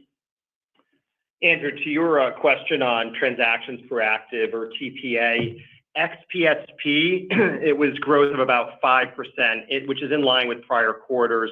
Think of the consistency quarter to quarter in branded, P2P, plus improvements in Venmo. And then we continue to be encouraged by the strength on the PayPal debit card engagement front as well. So positive here. And maybe this just brings me back to talking a little bit about the focus on quality in our consumer base, and that's indicative of that. The strength in PayPal power users, the idea that we're really going for more and more depth of engagement with our customer base as a key differentiator, as opposed to just simply adding folks who are not durable or we're not able to drive deeper with. Yeah, and then just coming back to the loyalty question, which I think is really most relevant to the third question you asked. We have been or are introducing competitive rewards programs for both PayPal and for Venmo. Venmo, we launched a couple of months ago. It's a program called Stash, and it's changed our onboarding. The program is about stepping up in levels as you come in, really incenting behavior around using our debit card, stepping up to credit, and more rewards the more you work in and around our Venmo ecosystem. It is super cool. The onboarding process is very engaging and catchy, and we've had really good progress in our first several weeks on that. The other piece is PayPal Plus, and this is something we've been working on for over a year, really doing deep industry benchmarking. We really want this to be a very competitive program. We soft launched in the UK a couple of months ago, and so while it's early, we're seeing some good cohorts of results come through there. And this rewards you for not just what you buy online, but also what you buy offline, in sending money to friends, dabbling in crypto, things like that. And again, rewards, but also, some pretty unique characteristics around it with special drops of access to, whether it's a deal or whether it's some other thing. This will be a global multi-year rollout and part of the incremental investment we talked about. It began, as I mentioned, fourth quarter for Venmo and PayPal UK, but really, I'd say second half, mid-year to second half, is when PayPal Plus will come out for us. Early reads, super encouraging. We're just seeing nice TPV lift up across consumer cohorts that have come on board. But again, something we're pretty excited about. The next question comes from Harshita Rawat with Bernstein. Your line is open. Hi, good morning. I think the question, which is in investors' minds, is whether the branded business can be turned around or if the ship has failed. Besides the macro, you have intensified competition. E-commerce is aggregating into platforms where in aggregate you have smaller share. I know you talked about presentment, experience, and rewards as kind of the key areas of execution. And maybe, I guess, talk about upstream presentment. It feels like PayPal historically has been a premium offering. Competitors are catching up on value proposition. But does it all mean that transaction margin dollars and branded will come down as you focus on upstream presentment? There's a concern on price-based competition as well. And also, it's hard to, at this point, kind of narrow the range of outcomes in branded. I know you talked about Venmo and PSP profitability. Can PayPal grow earnings if branded doesn't improve from here? Thank you. Yeah, so there's a lot there, and maybe I'll talk first about our approach with merchants, and then I'll move over to talking about sort of the multiple ways we can win. With respect to upstream presentment, and let me just talk generally about the investments we're making. These clearly are multi-year investments. You look at these kinds of programs, and these are deep, going in to co-invest with our merchants to really shift how we perform for them and candidly bring more value to them. And so what you see in 26, we fully expect that this kind of investment level will be consistent as we go into the few years following. And we think it's really important because we've really got to lean into the product, both in terms of having it deliver what it needs to deliver, but also remain competitive, as you mentioned. Having said that, when you look at the company, I think one thing that 2025 really illustrated for us is that we do have really strong assets across the board. Between Venmo, PSP, debit, and credit, we've really diversified our revenue growth sources as well as our margin growth sources. And so even with a low mid-single digit branded checkout profile in 2025, we delivered very solid transaction margin dollar growth. We delivered mid-teens earnings per share growth. And so I think there continues to be a lot of ways we can win here. And again, I'm particularly excited about the acceleration in our execution and the galvanization around that we'll see this year with both investment and with Enrique. The next question comes from Dan Dolev with Mizuho. Your line is open. Hey guys, thanks for taking my question. I mean, my question is kind of going back to sort of, buybacks versus investing. I mean, the key question I'm asking and we're getting from a lot of investors is, why not just focus 100% on, on the merchant and just, kind of drive as much growth as you can? I mean, is there, what is sort of the puts and takes of that? Because you do have like this very strong two-sided network that's really powerful and global. And so obviously everyone sees the opportunity. So what prevents you from just going all in on that one? Thank you. The most important thing we've got to focus on right now, Dan, is improving our own execution and doing that with the investment dollars we have today. And as we prove that out, increasing that or shifting that or reprioritizing and doing different things with it. And I think you've got to have a balance on that between merchants and consumers. I think one of the great things Alex did when he came in was really focus on the different cohorts of how we work in the market, which is large enterprise, small business, and consumer. And having a dedicated consumer team was really important for us because, we have really drilled into where and how we win. As Steve talked before about power users versus active loyalists and just understanding our consumer cohorts better. We know that we win with consumers when we've got a great merchant product, but we also know that merchants win when we bring the value of the consumers and that whole consumer base to them as well. So we've got to focus on both. But clearly in the investment dollars this year, it's clearly very merchant focused. And Dan, I would just add that this debate and question that you're raising is one that we debated, you and I and many other investors over time. I think it's our view that you can't win without both. The consumer, you've got to bring strength with the consumer to these merchant negotiations and discussions. It's one of the major reasons merchants want to work with us. And at the same time, you need to bring merchants to the consumers as well. So both are absolutely critical.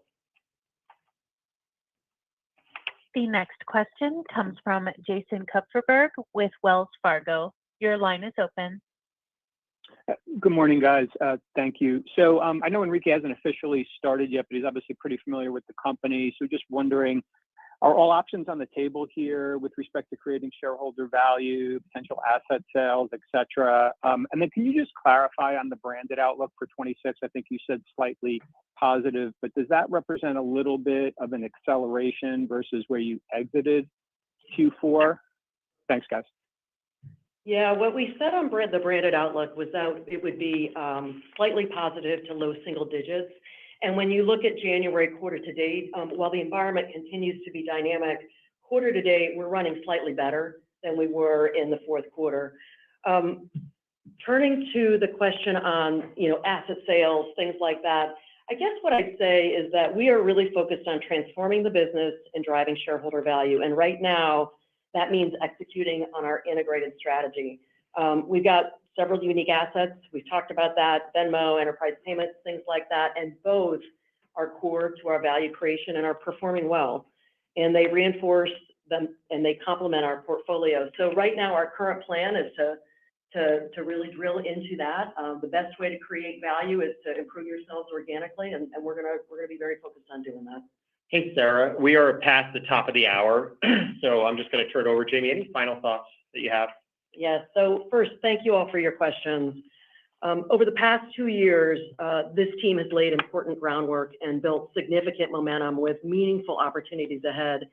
And at the same time, we operate in one of the most competitive tech sectors, which makes disciplined execution really important to fully realizing the competitive advantages of our scaled two-sided network. And I'm really proud of the progress our team has made. And I have strong conviction that we're on the right trajectory to accelerate growth. And again, I want to both thank Alex and welcome Enrique, who brings deep experience leading large-scale organizational transformations, along with strong innovation and operational discipline, and a clear understanding of our current priorities. And his familiarity with the business and track record of execution is going to help us move faster and with greater clarity as we enter this next phase. And I look forward to supporting a smooth transition and sustaining our momentum. So thank you. Thank you. This concludes today's conference. Thank you for participating. You may now disconnect. All right. That was something, huh? Let me just close out before I have to board. Yeah, Neil, go. It's going to be a long year ahead. That's for sure. I mean, my shares will be sold probably at the open, so I put the order, the options. I'll see what I'll do, but I'll cover everything later today. Probably I'll add some necessary humor because otherwise we'll all be crying ourselves to sleep. But yeah, this call was not that reassuring. But then again, when you don't have the incoming CEO share his own thoughts during this call, it's not the greatest thing. Plus, he's not going to share any thoughts in the next analyst conferences either. So hopefully he has an event somewhere in March when he takes over. So we know a little bit more about the dude. But other than that, I have to go. See you all later. Thanks, Roy and Amir, for doing this. And can't always win, I guess. Yeah, that's Couch Investor. If you guys don't follow him, great follow, brilliant mind, well worth following. Sharing the pain with us, although pain no more. He is out. I am out. Amir, what about you? I'm gonna be out too. Just quickly, I agree. That was one of the worst calls where they padded like 80% of it just reading off of the presentation. Didn't really get any information. I was kind of looking forward to it. Like, okay, here is your chance. Make some statements. Make some impact. Be like, okay, here's the clear plan. We're gonna do this now. Like, it starts here. Like they got the analyst actually asked some pretty good questions. Like, okay, They did. I like the one like, okay, are you going to be changing strategies? That's what we discussed. Like, okay, we have a new CEO. Is he going to change everything around? He's going to continue on. They're like, well, he's on the board. He's been a director. So you can pretty much expect the same thing. Okay, that's something going for it. And we all agree that, well, the strategic vision is there, the execution isn't. Okay. The more important one was like, okay, well, why isn't it working? Why are merchants not engaging with you to implement new features? Because they can develop features all they want, but if the merchants don't implement them, then you get this like situation where they are on legacy platforms and the consumers have a bad experience and you can't really do anything about it. And they're like, well, we were going through all merchants simultaneously, and we found out that that doesn't work. We now have a dedicated team for high impact merchants. And they really kept talking about biometrics and, experiences. They didn't really tell us exactly what went wrong and what will change. They're just like, yeah, we have a team doing it now, but it's not like, okay, we found out that we have scheduled it so it should be done by Q2, or it should be done this year, so we have that behind us. Like, we got no clarity. They're like, yeah, we can't really deploy it across all merchants at the same time. So like non-answer, and that was really the whole call, like non-answers. Like a good analyst asked, oh, okay, is 2026 another transition year? And then he said, is this a growth story or a capital returns company now? And as for is 2026 a transition year, they basically didn't answer. They said, "Oh, we don't know how it's going to go. We'll see. We don't have vision that far out." So basically a non-answer. So that just says that 2026 is going to be a transition year. And they're like, well, is this a growth story or a capital returns company? And they were like, Jamie Miller came on and was like, well, we have some unique assets. We're going to be investing organically. I'm like, what are you even talking about? She went on for like a tangent. I'm like, dude, you didn't answer his question at all. Like, this is a very important question. Like, how should we think about PayPal? Because this was like the profitable growth story. They're not really materially becoming more profitable, and they're certainly not, really growing. So like, okay, how do you frame it now? And we didn't really get any answer. So there's a lot to digest in terms of the numbers. The 10Q is going to be out, going to be able to dig through. Hopefully we'll get some words from the new CEO to see like, okay, what does he have to say about the company? But yeah, the earnings call pretty bad. No real answers about anything. A bit of a waste of time. Earnings horrible, to put it mildly. Thesis changer, perhaps I'll have to review deeper and then I'll share my updated thoughts when I had some time to sit through it a bit more detail. I'll probably just do 2 more videos on PayPal, like period. Like maybe down the road. Like I'm always happy to change my mind on the company, but I won't touch PayPal probably ever again. I mean, they could do things that change my mind, even at higher prices. But yeah, I've sold all my shares, looking to exit my options as well. Yeah, I do think it is still incredibly undervalued, but valuation is not like enough for the thesis, especially with this earnings call. Honestly, Amir, it really frustrates me. A lot of companies, when they're changing CEOs, they don't wait for the earnings call to do that. And that would have been like if they changed CEOs, like, you know what? The stock would have gone down, I'm sure, because like, hey, what's going on? This is not great. But at least it could set up like this. This is a shock the world type of thing, but not in a good way. Had they just said, hey, we're not even going to do earnings this quarter, I think the stock would probably be about the same level. Like the earnings call was a disaster. Analysts asked great questions, a lot of non-answers. Jamie Miller had the gall to say that they have good momentum. It's like, what are you talking about, lady? What in the freaking world are you talking about? There is no momentum here. You've had poor execution for a long time, poor communication. Your guidance is abysmal. Sandbagged, I know. They're going to probably do better than guidance. They're not. I mean, it's priced like a company that's going bankrupt. That's not the reality here. But it's an opportunity cost. It's a value trap. I don't want in, especially with a new CEO come in. Guess what, guys? Transition year again, and maybe again and again and again.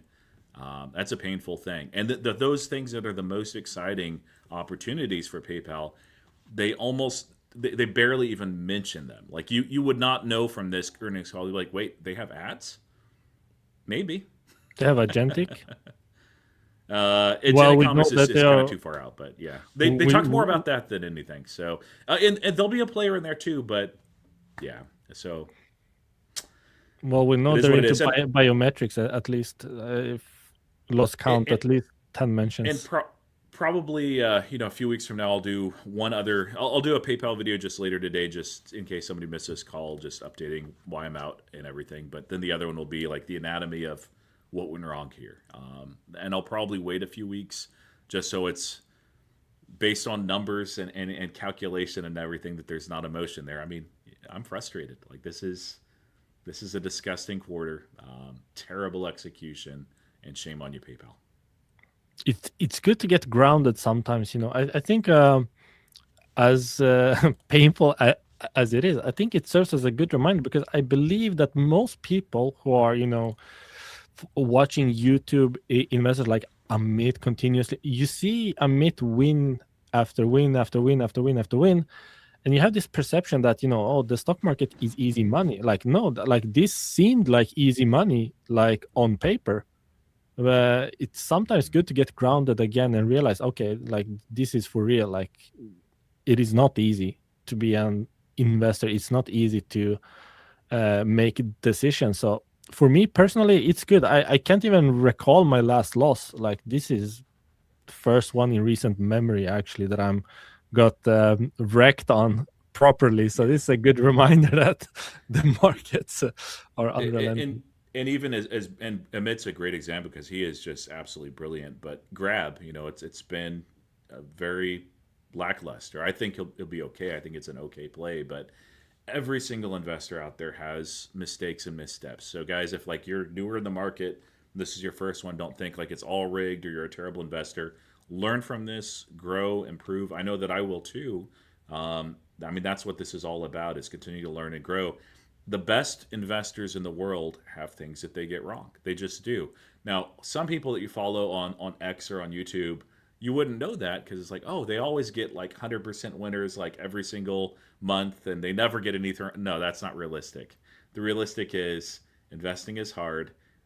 Find the best companies and invest in them long term. PayPal ended up not being that. So, yeah. Yeah, Nicholas, I and think he made a good point there about the guidance not adding up. You have to keep in mind there when they made that guidance, they have to account for some appreciation. It's not like they know that the stock is gonna tank 20% and they can be like, oh, okay, it's gonna be this amount of increase of 30 billion. They're probably expecting the market cap to go up from when they made it. So return this minus 70%, add some percentages, and then it maybe will make sense mathematically. But yeah, very, very strange things going on with PayPal these days. yeah. Drunken Miller is one of the best, and yeah, he there are some things that he Everyone, absolutely yeah. got destroyed on, like everybody does. So I'm not saying this like so like, oh, you guys need to listen to me because no, I got this wrong. Frankly, I did. I was absolutely Yeah, 100% wrong. Um, and that's but look, also the importance of doing your own due diligence. There are things Amir and I get very, very right, but if you don't have the conviction and you've not built your due diligence, or if we're wrong, like do your own homework, guys. Very important.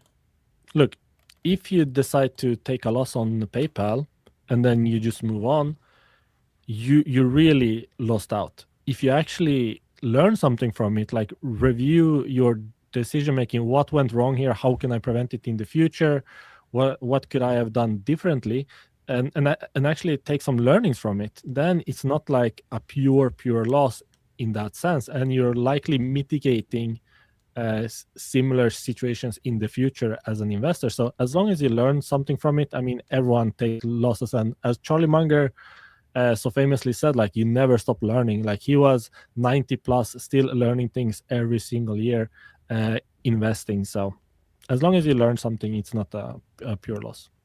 Yeah.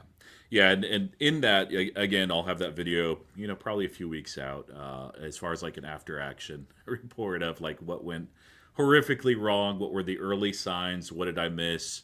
There's plenty there that I missed. So, I have been pretty bearish really since the prior quarter, and especially those fireside chats that came over. I did trim some options before, but I didn't expect this, guys. So it is what it is. Any last thoughts, Amir? Yeah, thank you so much for hanging out. Thank you, Roy. Thank you for our other two co-hosts, Couch Investor, and I forgot the X handle, Juan. Oh, Juan, yeah. Juan, Let me yeah. throw those up. Actually, that's a good call. Yeah, Juan was with us earlier. So here is his. He is Yeah, he's really been good covering follow. PayPal a Small lot. I follow account, him. but if you like small accounts, like very, very good research. Some of those guys actually do the best research. Let me throw up Neil here real quick. Of course, Neil is also on YouTube.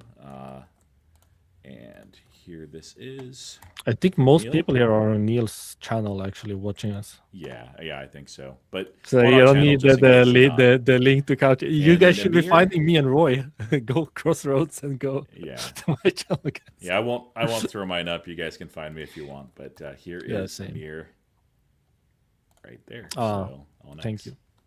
All right. Well, we're gonna call it good, guys. I've got a Yeah. day job, and I need to get started and focus on that, which is Tuesday is my busiest day.